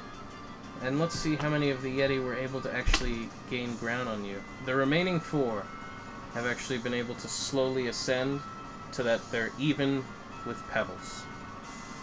Are they climbing the mountain? They are actually running along the sides of the mountain, climbing up, throwing themselves, pulling themselves up. Of those 4, all 4 of them are jumping towards pebbles. So all 4 of these attack rolls will be against Pebbles' reflex. Not that great. But he is also hanging loosely in the air. 2 of them are actually able to jump from the sides and grab onto him. So you guys immediately feel 900 pounds added to the tension of your gear. I'm just going to roll for the integrity of the rope. The rope is holding very solid. You guys can all roll acrobatics to keep your grip on the side of the mountain from this added 900 pounds. 24. 27. 32. Very nice. Okay. As soon as these 2 Yeti clasp onto him, the rope holds its structure, doesn't tear at all, because I crit for the integrity of it, and it's actually pulled firmly tight. All of your climbing gear that was dug in has actually slid down about 3 feet. But you guys are able to hold onto your gear as shards of ice fall down towards you. Does one of the shards fall into the Yeti's eye? If it did, it wouldn't bother him. But there are 2 Yeti clasped onto pebbles at the bottom of this rope, and then there are another 2 Yeti making their way up still further. I would like... So they're climbing up the ice on this mountain. Mm-hmm. I would like to use my explosive pyre to attack the mountain that they're grabbing, to melt the ice, to make it sheen and smooth so that they cannot grasp it. Okay. How big is this pyre? It's a range 10. How big is it, though? Just 1 square? Like a zeppelin. It attacks 1 creature. Okay. But it's a pyre. I would assume it would be some it's sort probably of... vertical, though. Yeah, so vertical I'd say down the mountain could probably... There's 1 on each side of the rope, and then the 2 that are on pebbles in the middle. So you could go for 1 on either side. Or if you want to light Pebbles up, you can attack the two that are on him. It's up to you. But you wouldn't be able to get both the ones still climbing. The ones that are on the ice. Alright, fuck it. I'll hit the two that are on Pebbles. Okay. How does the attack read? Is this also going to damage him? It hits one creature, but if they're all sharing a space, does it hit him as well? It's going to hit him. Sorry, Pebbles. He'll be fine. That is a 31 to reflex. That'll hit the first Yeti. You can just roll for the second one, and then for Pebbles. Higher for the second one. That'll hit the second one. Roll for Pebbles. Be shitty.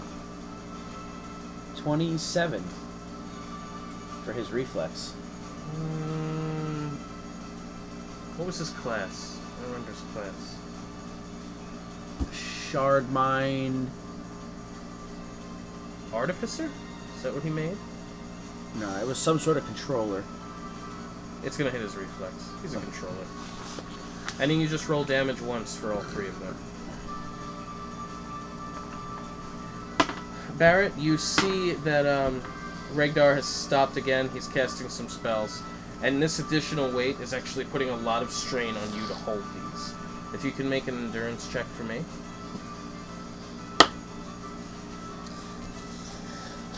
9, 10, 11, 32. Very nice. And endurance is 20. Awesome. And you still get to take an action, so I don't know if you want to keep climbing or whatever you want. Did anybody hit those?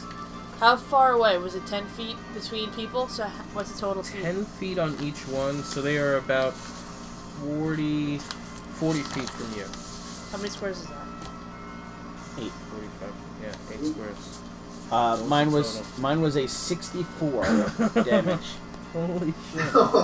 Damn. And any enemy that enters or starts a square adjacent to the target takes 1d6 fire damage. Both of the Yeti and Pebbles are ignited, and all of them emerge from that fire pretty bloodied. The three of them are bloodied. How much Pebbles ain't doing so hot.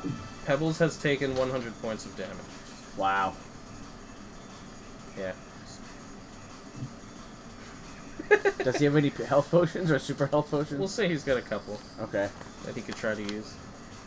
Oh, he's got 2 Yeti on him. Yeah, I was gonna say He's double restrained.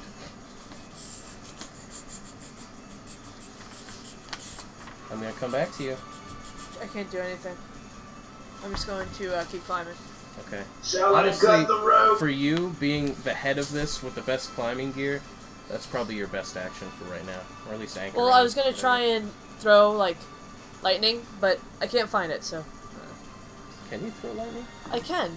I could do lightning, and I could do, open up the gates of battle, and those are usually, like, bursts of things, but not 8. They're, like, 3, 5. Yeah.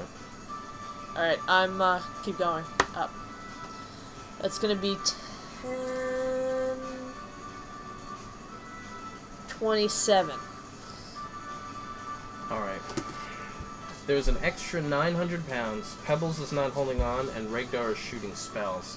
When you go to make the next pick, when you go to climb with the next pick, it actually, the one that's embedded into it drags down. And you lose the grip, and you actually begin to slide down. All of you are dragging down the side. The only thing really holding you on, Barrett has 1 pick embedded. Your picks kind of come a little loose. You could each roll, both Palyus and Regdar can roll acrobatics. 35. Okay. 40. You both sink your picks back in. It continues to drag down further. The Yeti that were walking up the sides are now even with Regdar and Oogie. From when you guys slipped Damn, down. we fell that far down? You pretty much, you almost dropped and then embedded your picks back in while falling. You effectively did drop briefly. I should probably cut the rope. Let me see. What do you say, Regdar? I mean, he's pretty close to death as is. Well, it's actually he's the last one of you guys that gets a turn right now, and he's gonna. Oh, he's restrained. Let me see if he could break out of these two Yeti. Doesn't he have that wind stuff and everything? He has like a wind power. He's not here, so I don't have his character sheet. So. It might be on the character builder. No, that's not there. He is able to shake one of them off. The Yeti falls a bit. 900 feet. He falls quite a bit, and he ending up like 40 feet below you guys, hitting the ice. He rolls a little bit, and then he gets up, looks up, and kind of debates whether to go after you or not. We have to roll d10s for his damage for falling. That'd be 4 d10s. It's also, you know, a little jagged. So make one a d20. Okay. Should kill him. 17, 23, 27.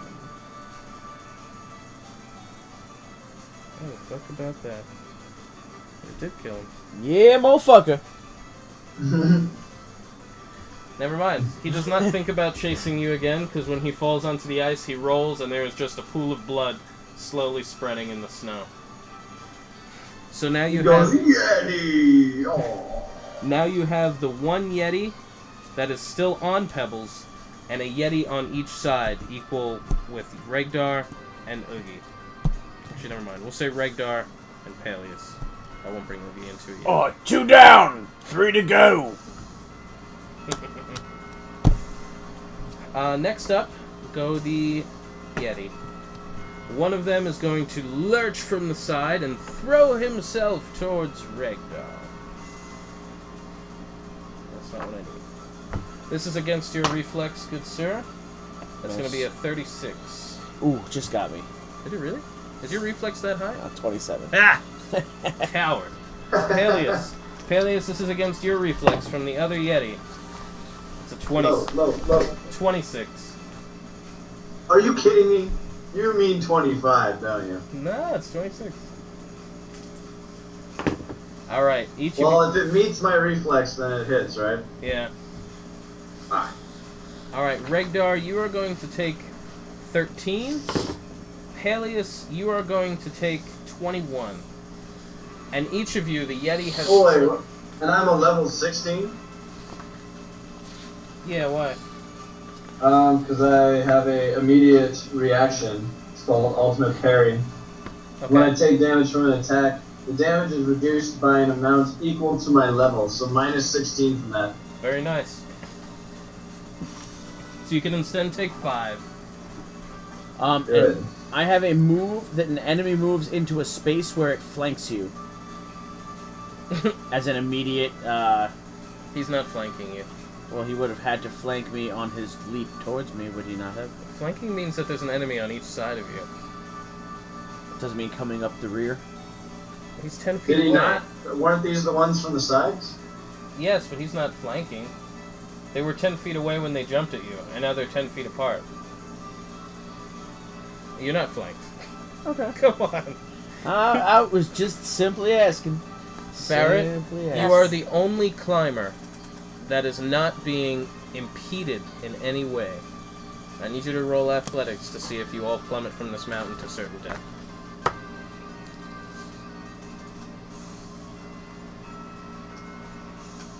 $27. Below you is Oogie, who is also climbing at a steady average pace that does not contribute or hinder the party in any way. Below him is Regdar, who has a Yeti attacking on him, lurching on and squeezing him. Below him is Palyus, who also has a Yeti mounted on and squeezing him. And below him is Pebbles, who also has a Yeti mounted on and pelting him in the face. There are 3 Yeti, totaling about 1,350 pounds extra, with no help for you climbing other than Oogie. When you go to stick these pikes in, there is just too much weight. You are dragging down at a steadily increased rate. You could roll for acrobatics to try to keep your picks embedded in there. Perfect. You're still sliding down. You are descending at a quickened pace, but you are actually staying with your picks, cutting through the mountain the whole way down. So you have a footing, or a grip, in there, but it is not enough to stop you. Is there anything you would like to do? I know. You're in a tight spot. I can't do anything. Yeah. Just slow us down from falling all the way. I'm gonna keep climbing. We'll use your same rolls from before. You're doing everything that you can. Why? You crit. Best case scenario, you did not plummet off the side of a mountain. There's just too much. Well, I'll just sit there and do nothing, because I fucking can't do anything. I don't have ranged attacks. I know. You're still trying to climb. You're keeping them from just falling loosely off the side. You're the leader. You're doing what you can. I'm thinking about cutting the rope. Well, you also have someone hanging on you. Yeah, there's a Yeti on you. Whose turn is it? We'll say it's yours. We'll just go in a circular formation. I will minor action my dragon breath. Look at you, motherfucker. That's a 31 to his reflex. That'll hit.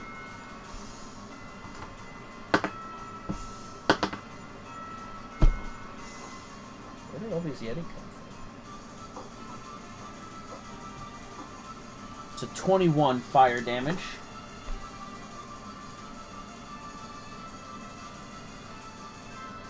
Is he bloodied or anything?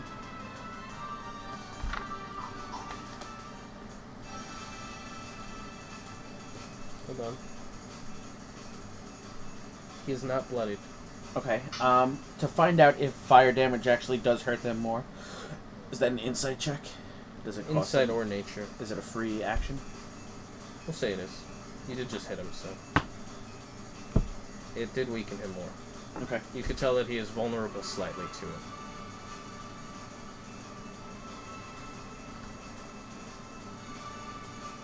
Okay, I will hit this motherfucker with my flame spiral.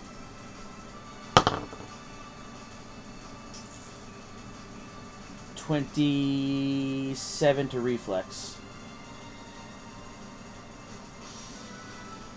That's a tough call. You should be taking a penalty for being hanging. But he's also mounted onto you.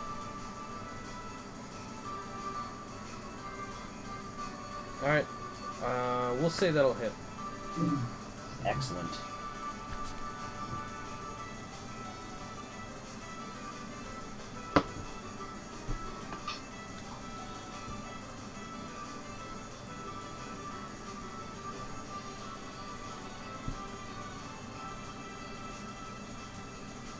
$62. Get the fuck out of here, really? That's a lot of bro. damage. I start with just my base damage on my pluses is plus 26, plus 17. Wow. And then I roll. And then he also went with from 5... not bloodied to very bloodied. And also with that attack, until the start of my next turn, any enemy that enters or starts in a square adjacent to me takes 1d6 fire damage. Okay. Very nice. Palyus, good sir. We are up to you. What am I able to do? Well, you are what's called restrained. So essentially, this Yeti is clasping onto you with his arms around, squeezing you. Oh, actually, I forgot to mention, you should take 5 damage. Because you started off your turn. Take 5 damage. I don't want to. Palyus, you are also going to take 5 damage being clasped by the Yeti. What you could do is make a check to try to escape his grab. That will actually shake him loose from you. I will try that. Okay. You have a choice that you can make an acrobatics or an athletics check. I will go with athletics.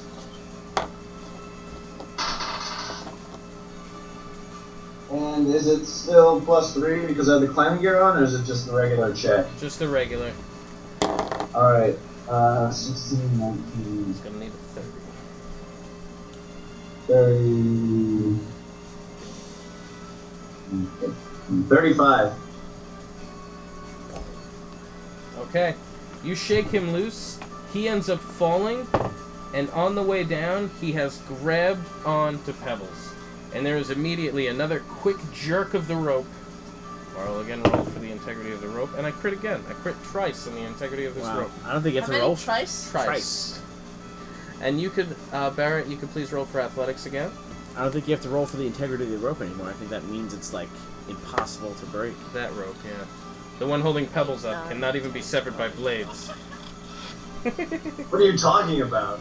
It's so taut. All it needs is just one little...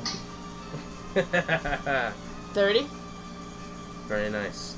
You were sliding this whole way. You've actually managed to stabilize a little bit. Still dragging slightly down. You feel like if you took the pick out to embed it further, you would probably slide further. You have actually slowed their movement to a stop. Cool. You're the only reason the party is still alive right now. Let's take a vote. Shall I cut the obvious dead weight at the bottom of this rope? It's all you, Palyus. Are you yelling that in game? Can you yell that in game? I feel like it's important. Pebbles hasn't pulled his own weight, and now there's thrice his own. I'm sorry, Pebbles, but you are the newest to this party.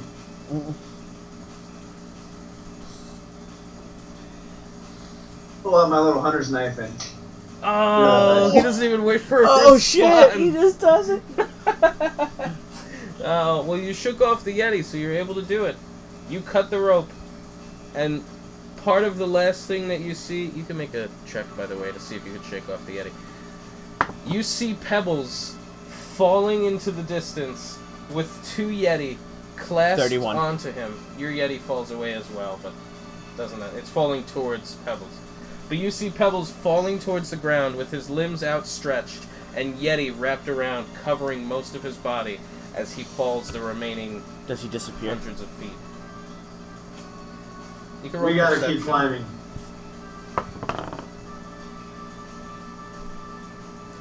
$25.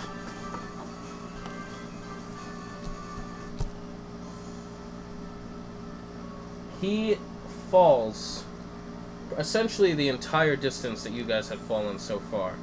And your perception check is enough that you guys are actually able to see, if you're looking for him, you do see that just before the impact, he does disappear. Well, actually, let me roll the double check. Yeah. Just before the impact, he disappears from the Yeti, and the Yetis just smash on the ground in a bloody pool of fur. Alright, I will sink my picks back in with a 44. Very nice. You can roll athletics as well, Palyus. We'll use your same from before. 31. You guys are climbing excellently.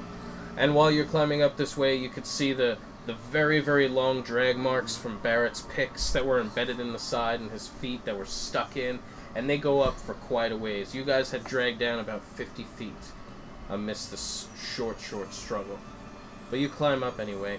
And it's not even that difficult, but I would like for you all to make an endurance check from this whole endeavor. 30. 20. Okay. I'm trained in endurance, though. I know. Palyus, on your from here out, your endurance checks will have a -2 penalty. What? Yeah. Yours will What have for? a -4. While climbing and during this struggle, you are actually finding yourself getting tired from just supporting all this weight, and even from having the Yeti squeeze you. You feel your muscles are a bit exhausted. I'm sorry, it wasn't for endurance, it's for athletics. Athletics checks. Is mine for athletics as well? Yeah, both of you are for athletics. You said -2? -2 for you, -4 for Barrett. Thank God I got this climbing gear on. Yeah. Well, you guys are all fairly powerful climbers anyway. The final stretch here actually almost appears to be at a straight vertical incline. You are actually poking into the clouds at this point. The air is getting very thin. You find yourself taking short breaths just to keep up. Barrett, you find yourself very, very exhausted. Even your monk stamina is actually proving to be drained. I was holding all that fucking weight. Yeah, well, you really are the only reason the party made it at this point.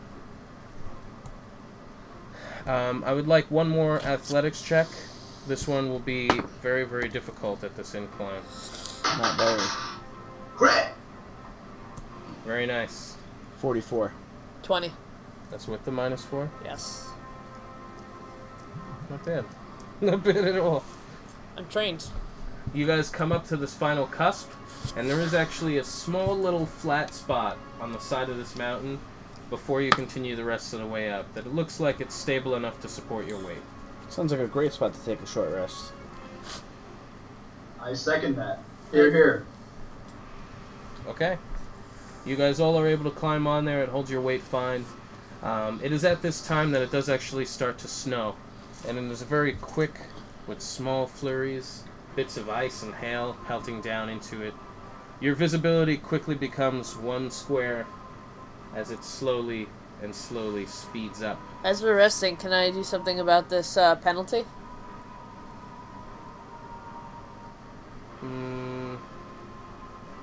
You can roll endurance again. Can I drink half a regular health potion? No, you cannot. Why not? Because you can't. Says who? Go ahead, drink half. I drink it. Nothing happens. Drink the other half. Okay. Yeah. Yes, I get it. 23, including this stuff. What is it? I knew where that was going. 20? No, 23, not including this. Okay. You will now be taking a -2 penalty instead of a -4. Regular potion is 10, That is correct. and a super potion is... 25. 25. I I made up super potions. I don't know what they do. Bastard. 60. Super potions are 60. Super potions are 60. They're 25. And Palyus, you can also make an endurance check. I will drink a super potion. Is that that much damage? Endurance, 12. He took... Oh, actually, I didn't think he did. He took you 7. You could do healing surges right now. Does he know that? Oh, Got another 20. okay. You don't have to drink your potion, by the way, because right now, during a short rest, you can spend your healing surges to regain hit points. Did we ever have a extended rest? Yes, you did. You have your daily Oh, so they're all back to normal? all back. Awesome. Then I will use one healing surge. Very nice. Save that super potion. For sure. You mean faux show? Save For that. show. Save that 60 heal. Super healing. It's the 25! Damn it. Palyus, you're still going to be taking your -2 penalty to athletics, and yours has been lessened because of your monk focus during your rest. Nice job, Barrett. I do want to... Barrett. Barrett! You. We have an hour, just a heads up. I know. It's going to be difficult, but I can do this. I can wrap it up. Saying Dante's a little bitch or something or something? No, I'm just going to deal double damage to everybody and half his hit point. You do what you gotta do sometimes, bro. Double damage is a little excessive. I agree. How about we just half the hit points? Only if we can have all of yours as well. Anyway. Do the half I would like to pray to Taya and Aww. thank her for allowing what is left of the party to safely make it to the top, and also providing Pebbles with a teleportation move. Aww. Nothing. 17. Nothing but doom. Yeah. Are you looking at your plume while you do this? Absolutely.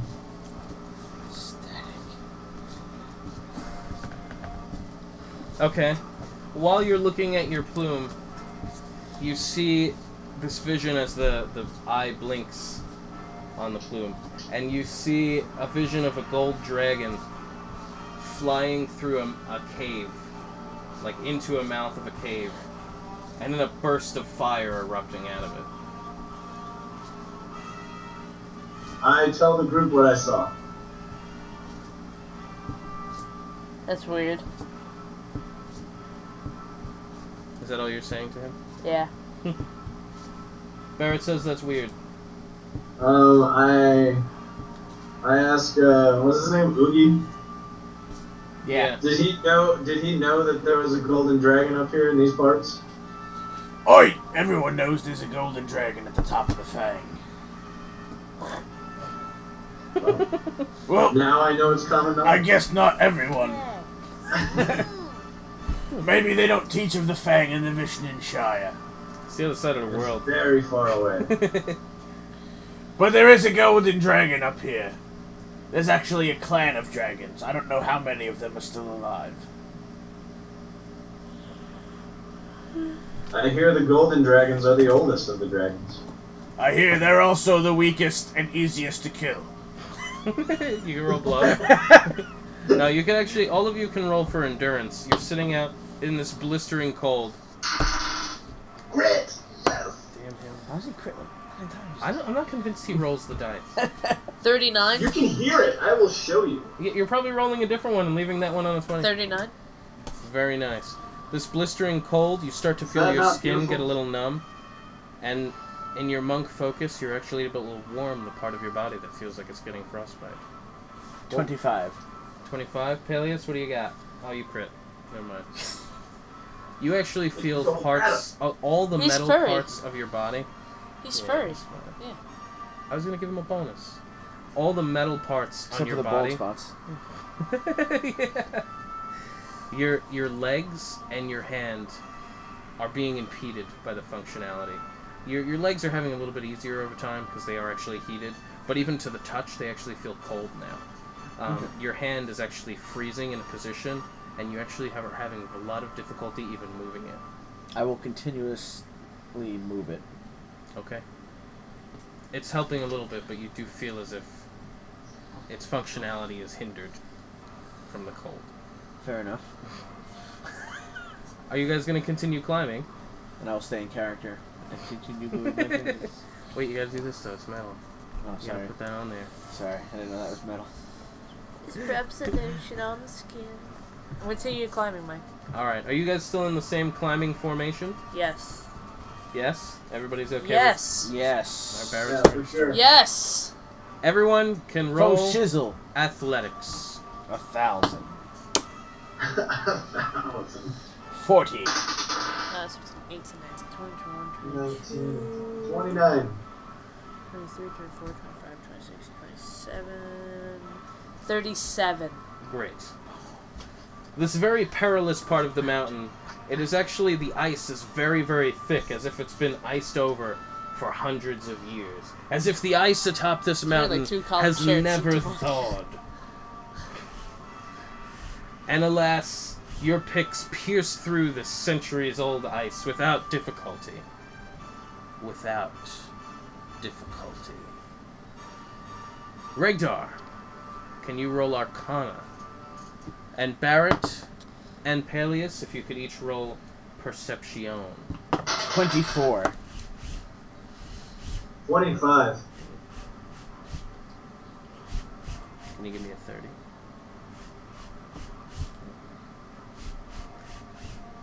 Regdar, you actually feel...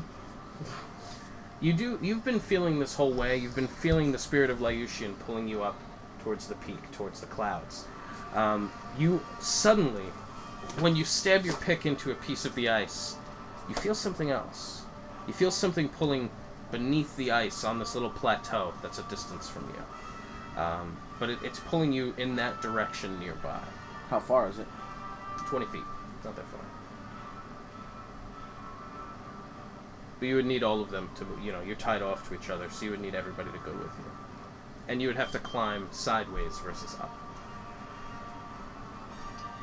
Okay. What? I will tell them that I You feel something 20 feet that way, while you guys are climbing straight up. Embedded in the side of the mountain. I feel something to our right. Yeah. To our right. I don't know what it is, but it feels like an arcane power.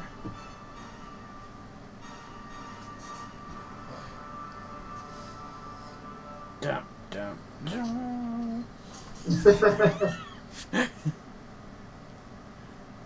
No? You guys are gonna keep climbing straight?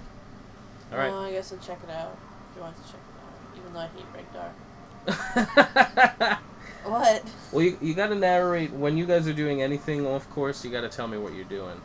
Just narrate it. Let's climb sideways towards this arcane pull.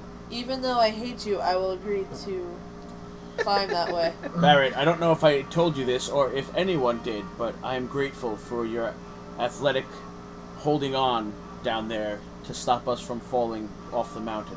Bullshit. Don't thank me yet. I'm Can I roll gonna climb. diplomacy? Yes, you can. 25. You feel like Regdar actually sincerely means what he says, that he's not bullshitting you. He's actually grateful that you didn't let them plummet to their death. Okay. Alright. You guys can roll athletics to continue climbing towards this essence, if you will. Hey, 34. 36. 11, 12, 13, 14, 15, 16, 17, 18, 19, 20, 21. 31. Very nice. All three of you getting pelted by these little bits of ice, getting covered in this snow. It's coming down so fast that you're actually brushing inches of snow off your shoulder. Even when you guys were sitting taking a short rest, you actually had to brush How's off it snowing if the clouds are below us? They're not below you yet. You didn't Okay. reach the clouds yet. You said we climbed through the clouds before. No, you didn't break the clouds yet. Are you sure? I'll check the recording later, but you didn't break the clouds yet.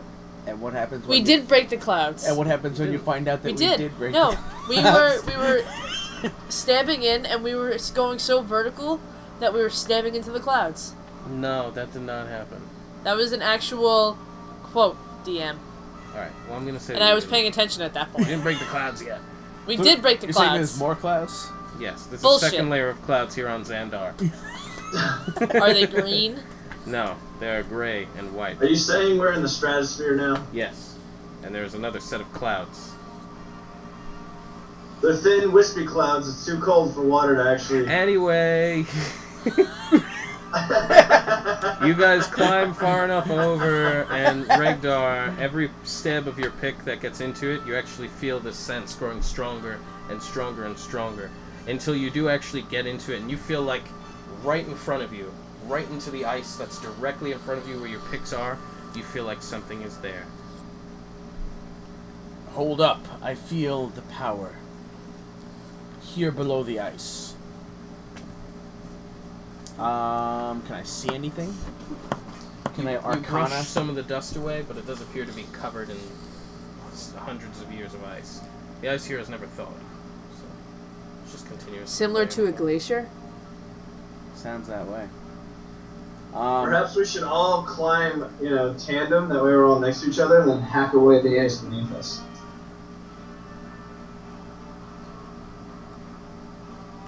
Is there like a plateau where this thing is? Can we climb on top of it? We'll say there's a small plateau. Make it easy. Yeah. Okay. Don't you have some sort of firepower and I just have melt it? a lot of firepower, but I don't want to melt it and have us fall off the side of the mountain. I want us to be a little more secure than just hanging off the side I'm going to be melting into. I could light my axe on fire and then throw it against the mountain and it'll come back. Or you could just do this.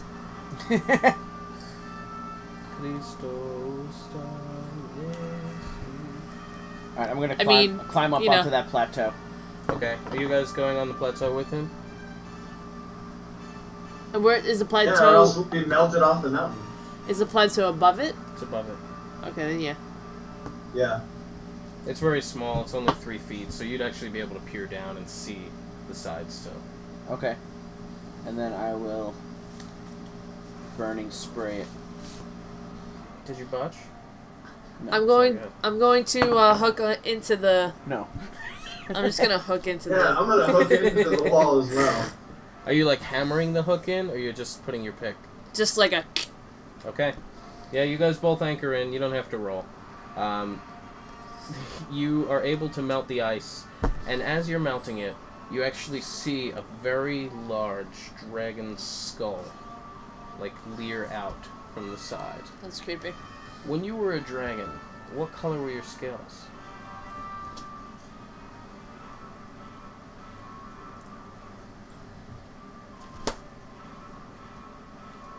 blackish blue. Bluish black. Mystical blue black. I'm gonna see myself. My dead self. Most of this body is actually preserved, except for like the part of the skull where it looks like it was singed off here. So when this head falls out, the first bit that you see, we'll say it's actually the snout that you could see the bone, and the rest of it you see the blackish blue color of the scales, as if this body has been frozen here, and you immediately identify it as your dragon corpse. Okay. I will gasp. It's... Cookaroo. It's me. Oh, fuck Cookaroo. I'm gonna put him in my Okay. shirt. You guys have both also seen this very, very well preserved dragon corpse head kind of lean out from the melting ice.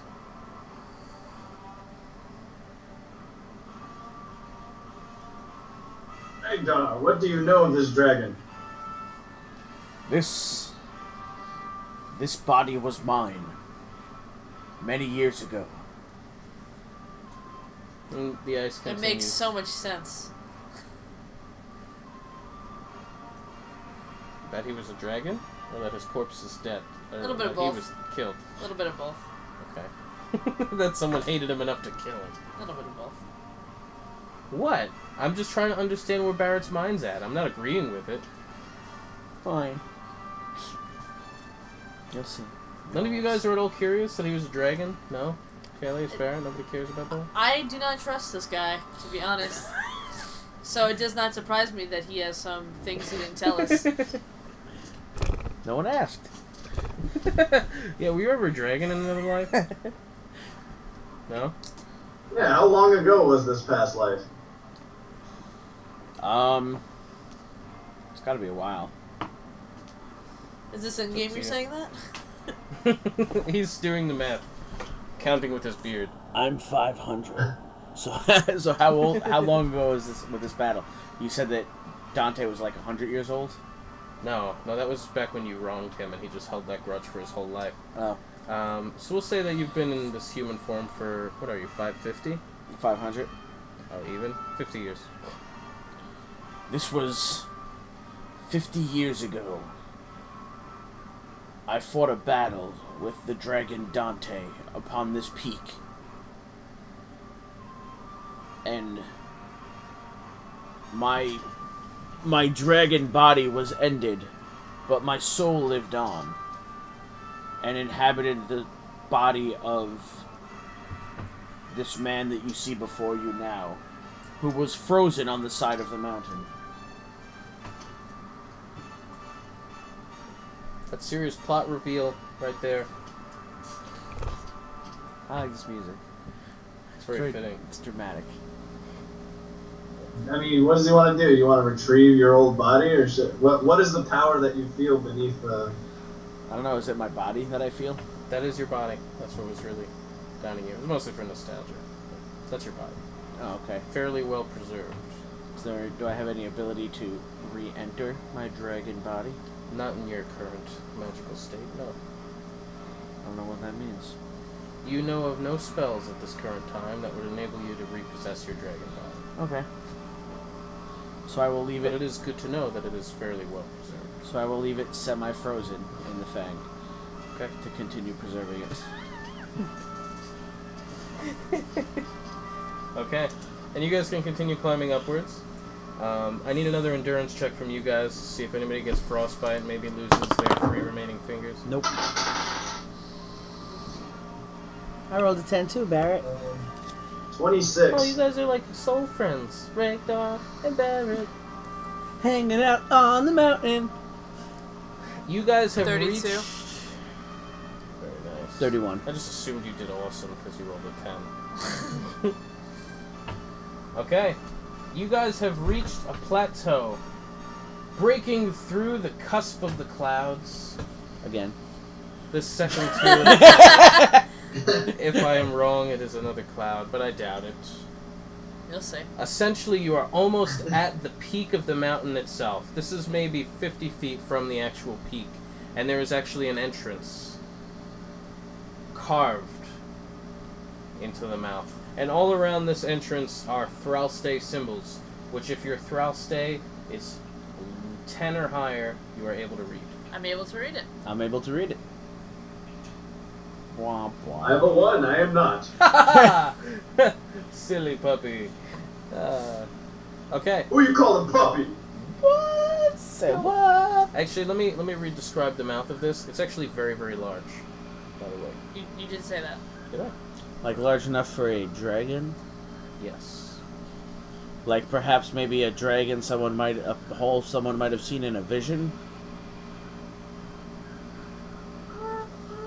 Perhaps it looks exactly like a vision someone might have had when staring at a feather? It may. And it actually is. It's the same one from the Beware of the golden dragon. This looks all too familiar. But it is a very, very large open chasm that has actually been crafted. It's not natural. And written in Thralstay the entire way around says... I'm Dante, and I'm a bitch. Come kill me, please.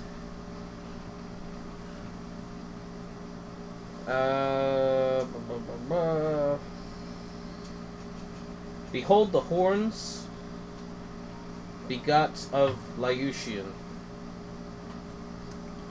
Fear the wielder, who shall empower them all.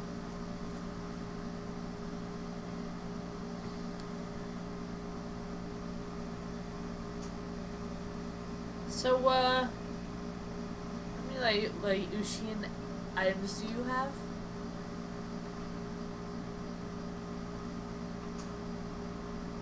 Three.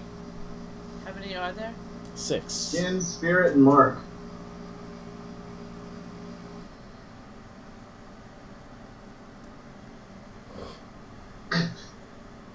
What? I'm just saying what he has.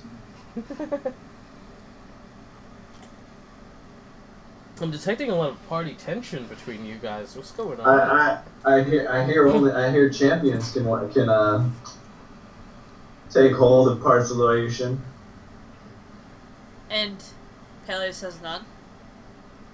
Palyus has none. So Regdar has all of them at the moment, with the exception of the 3 that's probably inside. The staff, the horns, and the wings.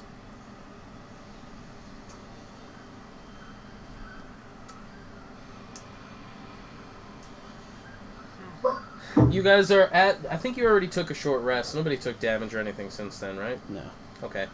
You are essentially at the giant mouth of this cave, entering into the peak of the mountain.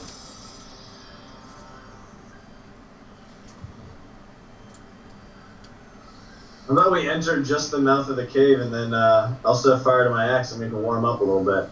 Is there any... We could probably enter. Is there anything written in Draconic on this opening? Yes, there is. Uh-huh. Does anybody else read Draconic? No? Nope. Secrets are no fun. You fucking started them. Secrets hurt someone.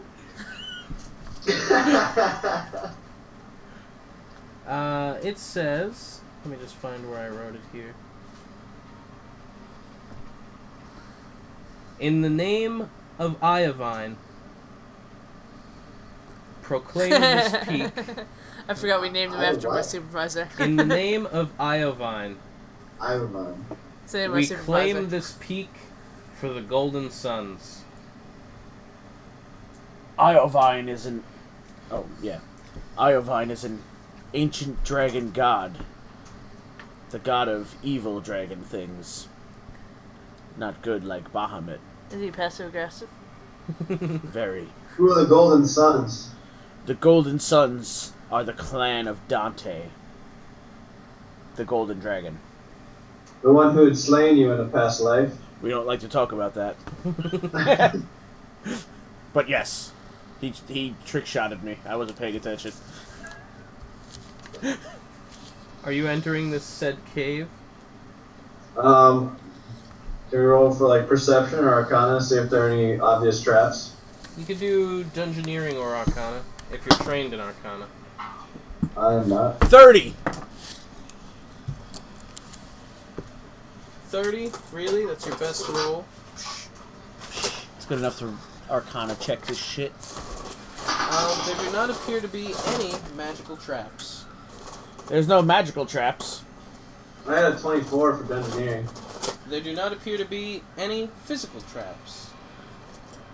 I will put on my dark vision goggles. You can actually see clear through into the cave. It appears to be a very, very, very large opening. As if the whole mountain peak is open once you step into this. It's a very large opening inside.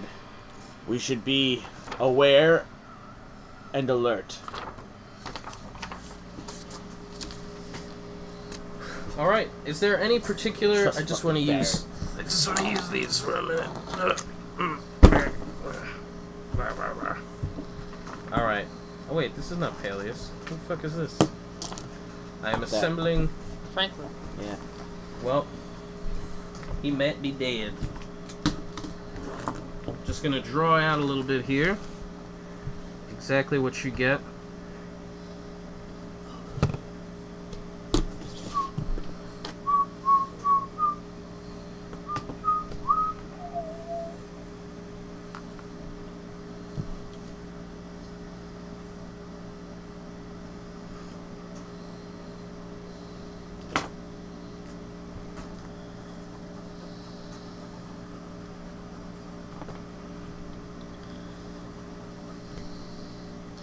That ice. That is actually water. Is that fire? This is fire. Are those red bushes?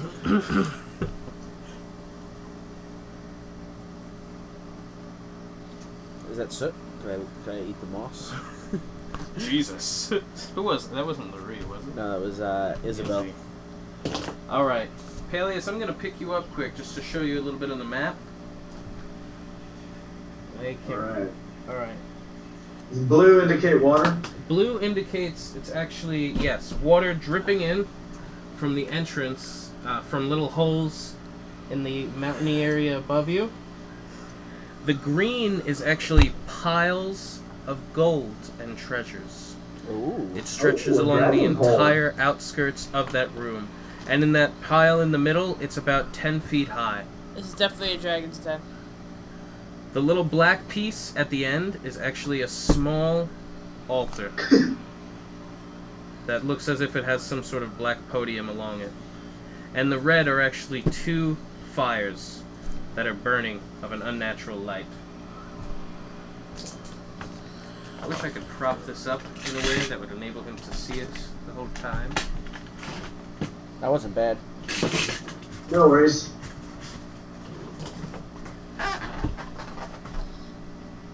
How is that? Something tells me we should tread lightly.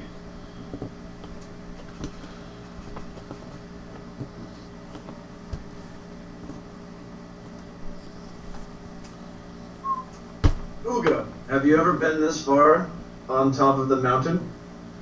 Oh, I ain't ever been up this high. Was that a no? Yes. Okay. I speak with lots of negatives. I just didn't understand your accent. It was more like a garble. Oh, it's bugbear. We take a little getting used to. Maybe your accent. I'm from the deep south. Like Australia. Aye. Like Australia. What is Australia? Alright. What's a potato? As you guys step What in, is a potato? you see that 10-foot mound of gold directly on the inside, and along this whole side there is another 10-foot mound of gold and rubies and jewels. No, like, magic items, no rings or weapons. It's all pure gold and jewelry, all shiny things. And again, there's that shallow pool of water on the side. If you'd like, you guys can actually roll perception, being as you're in here. 25. 22.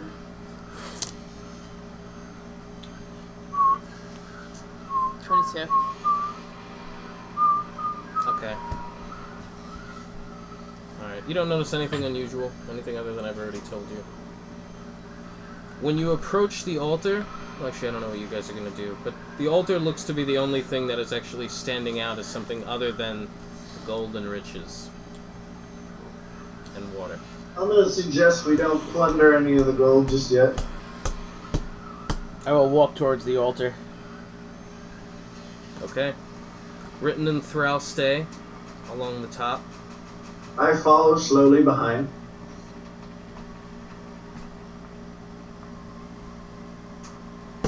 As does Oogie. Written in Thralstay with a skill level of 10.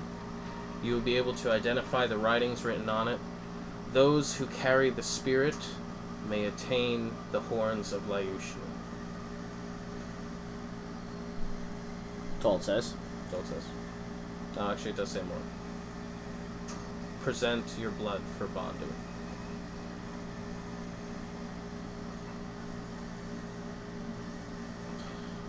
I do possess the spirit. Do you want to spill your own blood? Maybe Barrett will help you spill your own blood. Maybe you should slit his throat. I feel we have come this far. To not at least try would be a waste. If you fear for your own life, you can transfer the spirit to me, and I will spill my blood in your stead. I do not know a spell to transfer it to another person like that. Yeah, you do. I just know how Who wants to do it? I just know how to take it from someone, not give it to someone else. Roll for perception, Palyus. For what? Or insight, rather. It's true. 27 on the perception check. It's insight. You're trying to see if he's bullshitting you. Oh, alright, My insight. bad. Let's see. Still a 27. Alright, the one time that you had seen him do a spell to do it, he did actually take it from somebody. He took it from Lucifer. Well, he could take it from himself. Well, no, he tried to transfer it to me once, and then it didn't work out. It ended up in him. Oh, that's right. Well, he was taking it from Stein, right? Yeah. Yeah. So he was taking it from Stein. He tried to put it into you, and it didn't work. How's that any different? He just puts the spell on himself. It's up to you if you want to try it. I mean, I've already got the 3. I could just try to do it. All right. I could just try to spill my own blood. Oh, you're telling him that? Okay. Yeah. I mean, we came here for the feeling inside of me. So, I should at least try to sacrifice myself first and see what needs to be done. Do you know how much blood needs to be spilled? I do not know. But I guess we will find out. My scepter is a little flaccid. I bid thee good luck.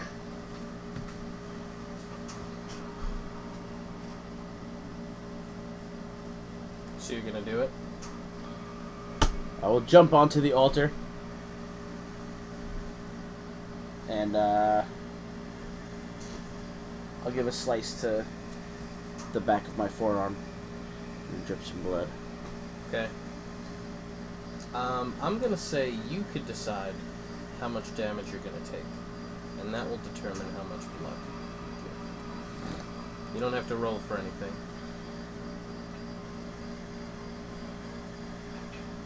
Start with 20. It's a good start. You drop, and there's a slow little stream of blood, and as it hits the altar, it is actually filling up the letterings that are written in Thralstay, and you see as the blood fills the letters, it starts to glow. And it looks as if half the letters are glowing. I will slice my other forearm and take another 20. Okay.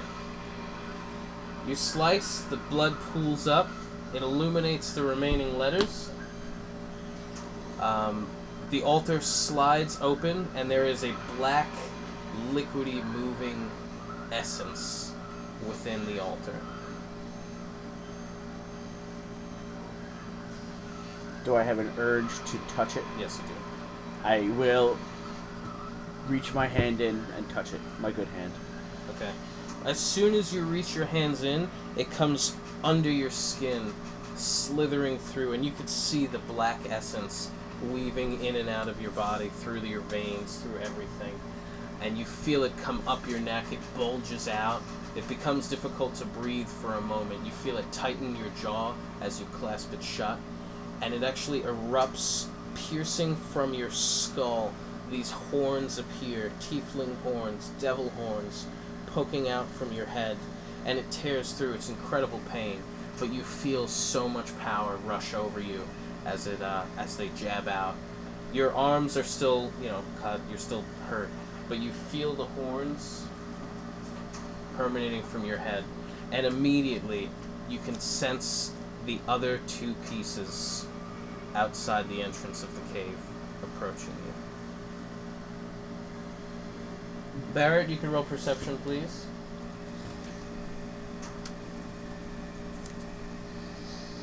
I'm gonna drink. Are you drinking a potion? A super potion and a regular potion. 22. Oh, that's nice. That's real nice. I just need to, change this quick. I just want to hit special music.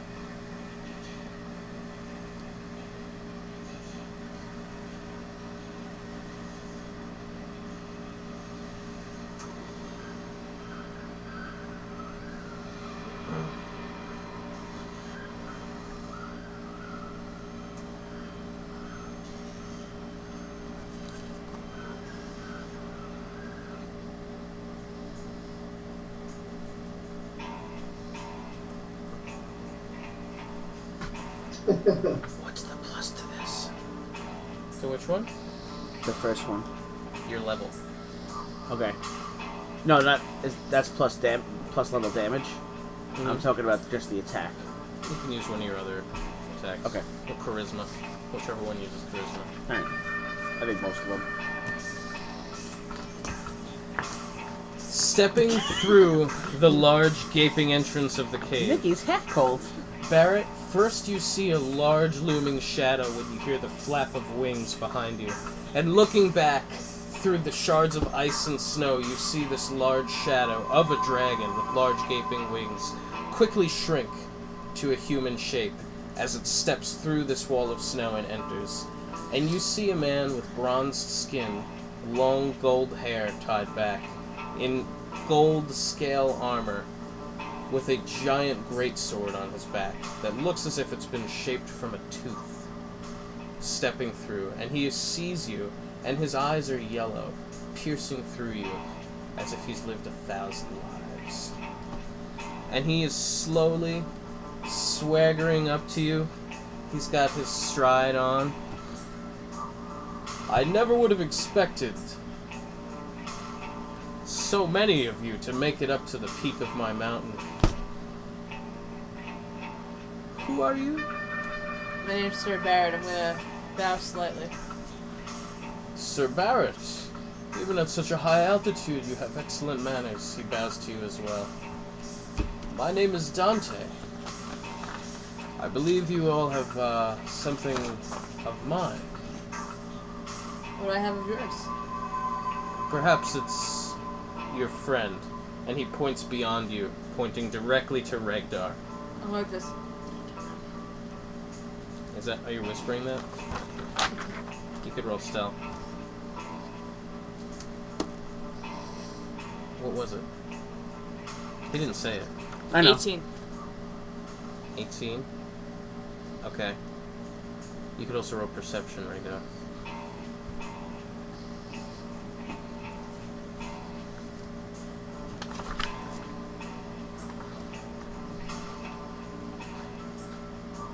Dotus? Dodalus.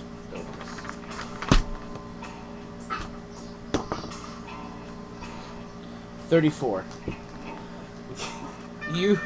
You have heard Barrett whisper, "Take it from him." Palyus, you have seen that same man stepping through. I'm gonna lift this up for now, just so you can take the gist of us. You see the same golden-armored man with bronze skin and gold hair walking through with his fanged greatsword. He points right past you, pointing directly at Regdar.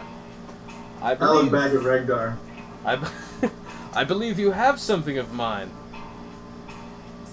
I'll step down off the altar. I Maybe take a 4 nice quick things. step to the side. Maybe he has 4 things. He does have a few things of mine. Perhaps, old friend, you have things of mine. You smell familiar. Do I know you? You'll learn of me soon. Wait a second. I'll never forget that smell. It's been stinking up the entire side of my mountain for 50 years. Daedalus. It's you, isn't it? It is I, Dante. Oh, you're something else. Barrett's gonna take a step back. Yeah, I'm gonna give him a wide berth. I don't know how you did it, but I can assure you what you've done was nothing but a waste, because the only greater joy than killing you once will be killing you twice. Well, that is one of the joys in this life that you will never get to experience. Go Golden Dragon! You know what's even more interesting? You know what was just as fun as killing you, Daedalus? Killing Veliaris. And then killing Limera. Yeah, they wouldn't rest after I had slain you. They're probably embedded somewhere else on the side of the mountain. And when I find Xandalf, I'll tell him I killed you twice. As great a pleasure as you might have had in killing my clan, I had the pleasure of your sister. Over and over. You and son over. of a bitch! That was 500 years ago! Why can't you let it go? You're such a fuck! Her taste still lingers on my lips to this day. And you can all roll initiative. Did you say perception? Initiative. Oh, initiative. Oh, I'm going first. Do we add the two together? Yeah, your dice roll with your initiative check. Alright. That's a 33. Ooh, nice. 25. I have something that adds to my initiative, or changes my initiative. Barrett, 25, you said? Yes, indeed. None of y'all are gonna beat my shit.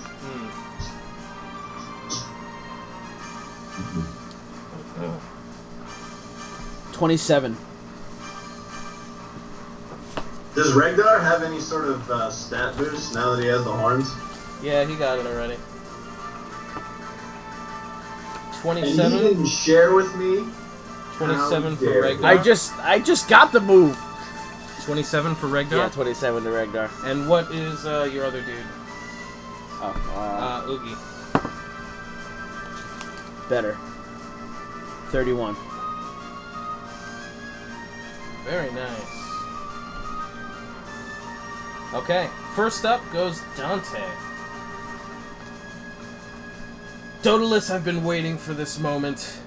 Really, your stench never left the side of the mountain, and I would love to hang out your old man corpse and let it dry in the wind. Quite frankly, I'm surprised you've managed to make any friends at all. You've never been very popular.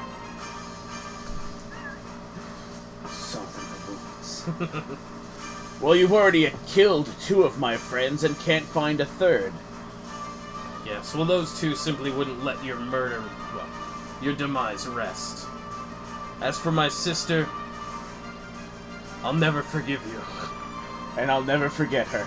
Well, at least you know who he's attacking. Was there really going to be a question? You better bring your A shit, motherfucker. He has declared you his oath of enmity target.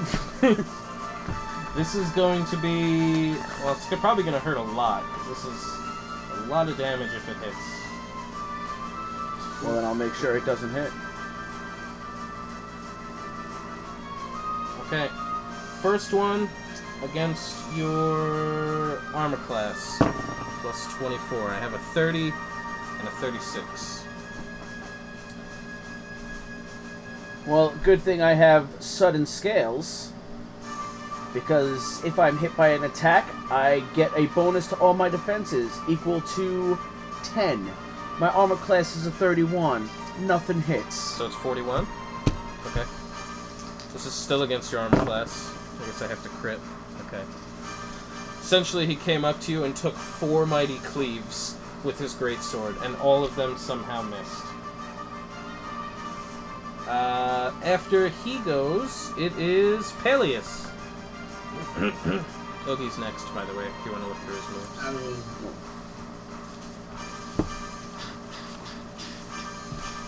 This is so obviously their fight, jeez. You don't have to The step Clash in. of Titans, what am I supposed to do? You don't have to get involved Help if you your friend! don't want to. He's within 5 squares, right? Yeah, well, you have to tell him what he's getting. Yeah. With one of my things, with the mark of Liucian, I gain telepathy with any creature that I share a language with within 5 squares. Are you referring to Palyus? So Palyus, you are within 5 squares. So I will say to you... Barely. 1, 2, 3, 4, 5. Easily 5. On the nose. So I will say...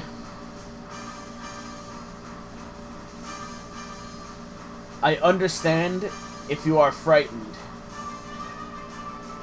Though know that if I fall, he might not let any of you leave this cave. And it would give this evil man all the pieces of Liucian. He is not of clear spirit or clear mind, who knows the damage and power that it will give him. Are you also telling that to Barrett? I will tell that to everyone since they're all within 5 of me. Okay. You guys are able to communicate back telepathically since he initiated it, so you could say something back to him. I say you should have gave me the horns, and then if you had fallen, I would run away, and thus not allowing one person to have all the pieces of Liucian. I agree. This is your fight. Holy shit! He shouldn't have slept with his sister over and over again. I mean, come on. She started it. This is all while he's She dodging didn't want attacks. to be, right? It was 3 o'clock in the morning. She texted me. What was I supposed to do? Sex. Alright, Palyus, it's your turn. Are You can doing only get anything? so many pictures of scales. We're entering the I expedious was only round. a dragon. I only have 15 minutes left, so we're in the expedious round. Yeah, alright. Well then... Why not? Let's make this interesting. I use a Master Stroke. Ooh. Ooh. What's What's your That's what I speed? used on his sister. Thanks. What's your speed? My speed? Yeah. 6. Okay. And let's see. It says strength +2 versus AC. If I hit, I get to roll 2d12s +6. Okay. Oh wait, no, it's 2d12 +25. Even better. And then the axe is on fire, even though he's a dragon, he's probably immune to it, but why not? Okay, go ahead. While he's doing that, you can also take Oogie's turn. That is a, with 24 and 12, 36. That'll hit. You can go ahead and roll damage. Ooh. So that's 25 plus 2, 4, 5, 9, 25,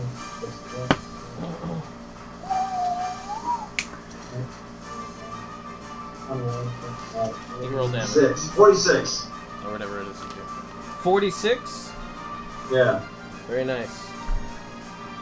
Just to let you know... Oh, sorry. You could go. Tell him. It's your turn. Just to let you know, the move I did was the attack on the run. You move your speed, and at any point during your move, you make 2 strength versus AC attacks, and they both deal the damage. One was a crit, and the other was a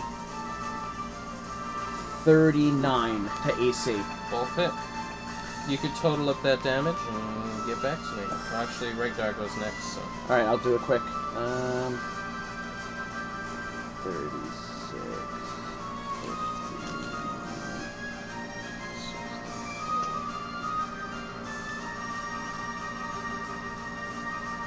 If everybody could please have their move planned, so when we get to you, we can keep it going.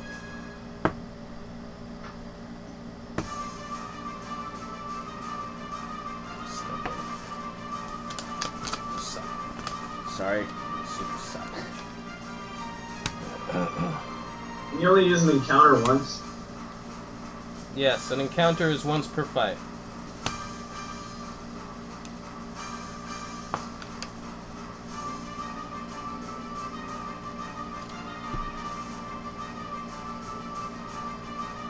$142. What the fuck? I have the Vicious War Axe, so you got extra D12s in there. Son of a bitch. Oh wait, on my hilt it added +2 to brutal. What does that mean? It means you would get to re-roll any damage dice that are 2 or lower. Oh, they were both above that. Alright. Regdar. You coward. Barrett, you're up next, so please have your move ready. I already have my move ready. Excellent. I'm gonna stand to the side. I'm gonna cheer for the Golden Dragon. I am. He's still right now in human form.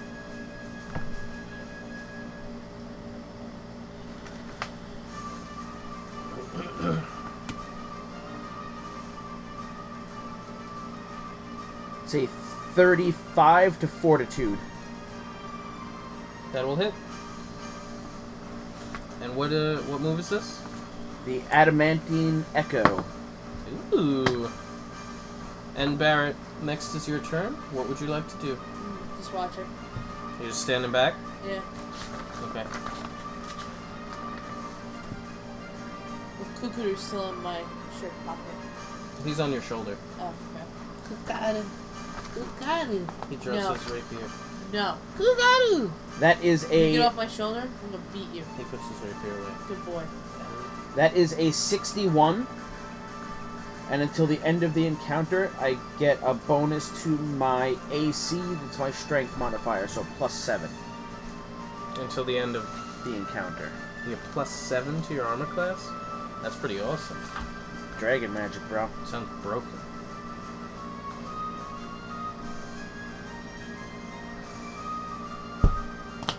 Okay. Barrett chose to stand to the side. So Barrett is not intervening. And then it is back to Dante. Everybody that is adjacent to Dante will take 15 fire damage. Or 0. Or 0. I guess I'll write that down. So is my assumption correct? He can't be burnt. That is correct.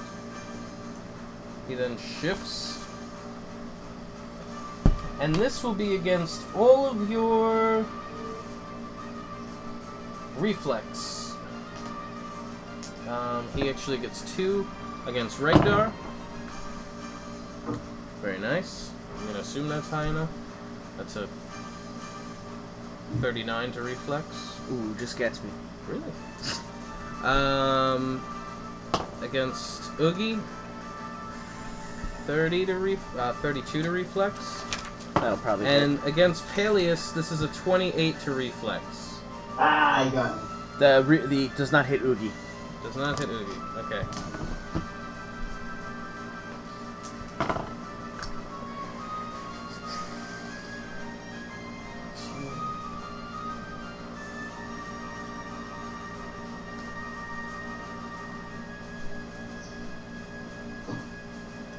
Alright, you are each going to take 36 damage. Jesus Christ. And you are immobilized. Save ends. Immobilized just means that you can't... You can still move, but you can't, like, walk. You can still attack, but you cannot move. That's a better way to say it. He will then action point. And Regdar, this is against your reflex again. Plus 22. I have a 36. Yeah, that'll hit. Then a 37. Yeah.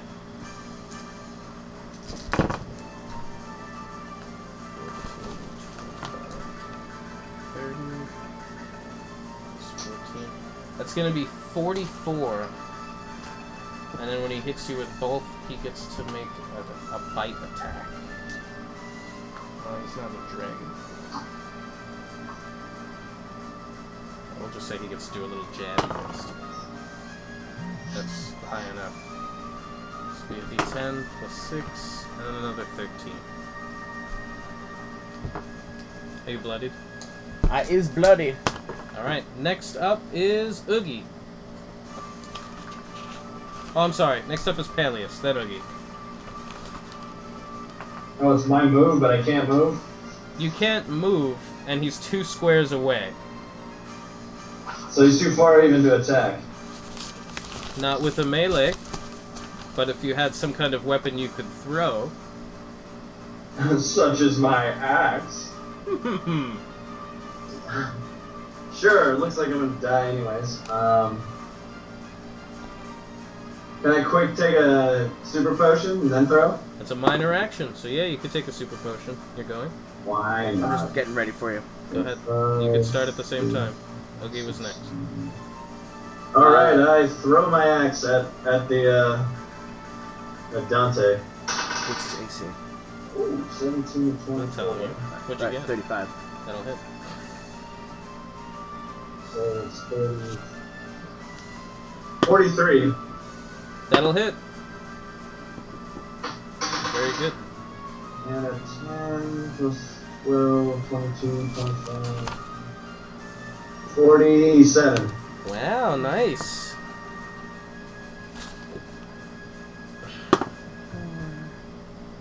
That sounded forced, Mike. No, that was really nice. It's a good throw. And the axe comes right back to you. Zonk. Ah, you're impressive, you wolf. That's a nice axe. I wonder if I could sell it. 34? Damage? No, 34 hit. Yeah. Armor class, right? Yep.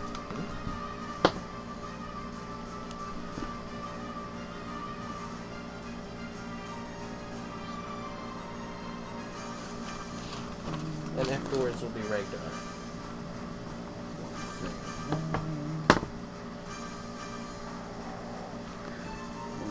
He might not get another chance.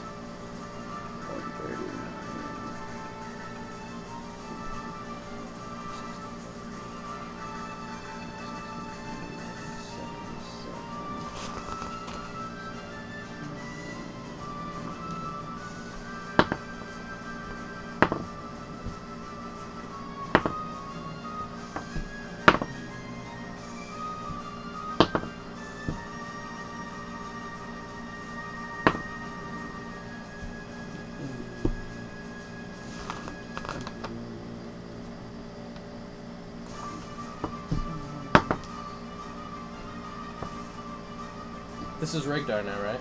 No, this is Oogie still. Still Oogie?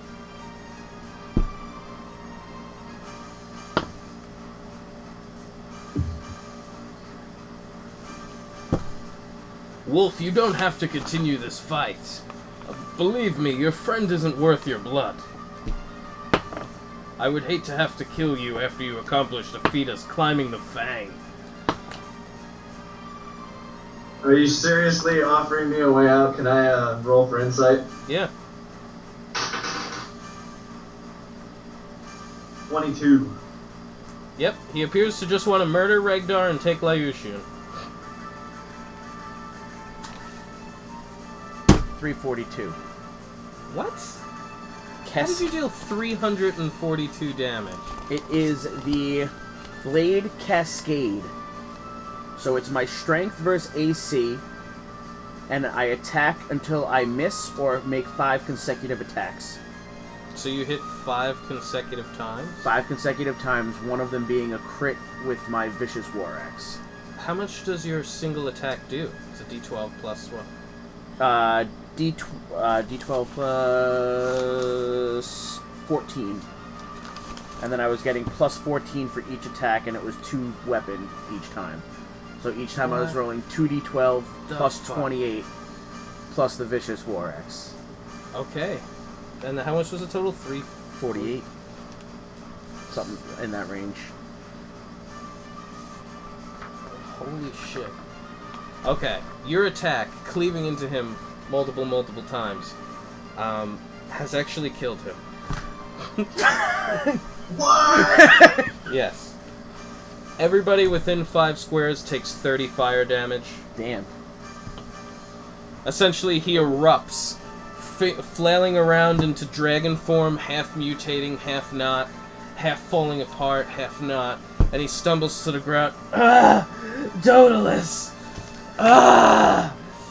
You! Give my regards to your sister. Oh my god. He falls to the ground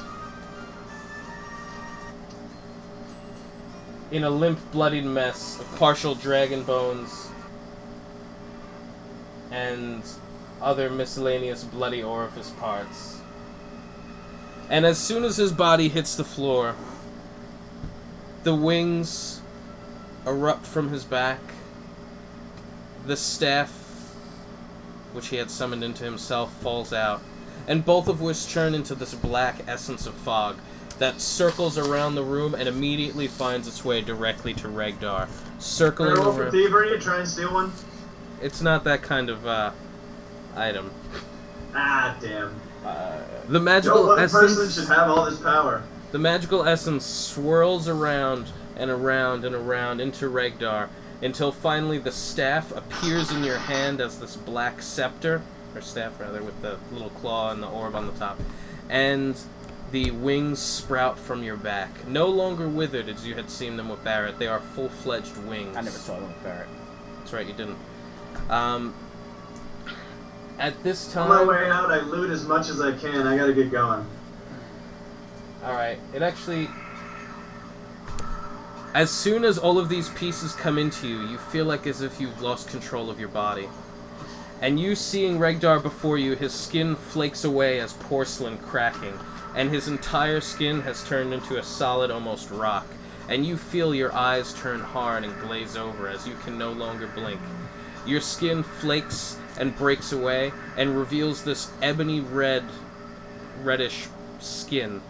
Your eyes are pushed from your skull and fall from the sockets. You're blacked out. You guys see Regdar before you as his eyes pop out and his skin falls away, revealing this ebony black skin, and his wings come corrupted, and his nails grow to these long talons, and his eyes seep out with this black darkness. And before you stands this figure that says, "You have completed me!" Now let's go clean up the world. And now, Regdar, you are mine, as I was yours. And he stands before Palyus, Cookaroo, Oogie, and Barrett. Barrett's out. Barrett ran away. And you will be my first followers. You will be my first worshippers here. Nope. Are you running away? Cookaroo and I are already gone. I have no chance to flee, do I? You could flee. I flee and scoop up some gold and treasure on the way out. Actually, you have to make a save to see if you're still immobilized. What do I need better then? Never mind, you're not immobilized. You're running out. He actually does these small blasts of purple orbs at you on the way out that narrowly miss you. And you could gather that these orbs probably would have killed you in a single hit. If maybe his eyes were completely formed and his essence was completely solidified. And standing back behind you, you hear his cynical laugh echoing from the cave. While you guys are descending, just one thing that you see, all the snow from this mountain on the way down is actually melting.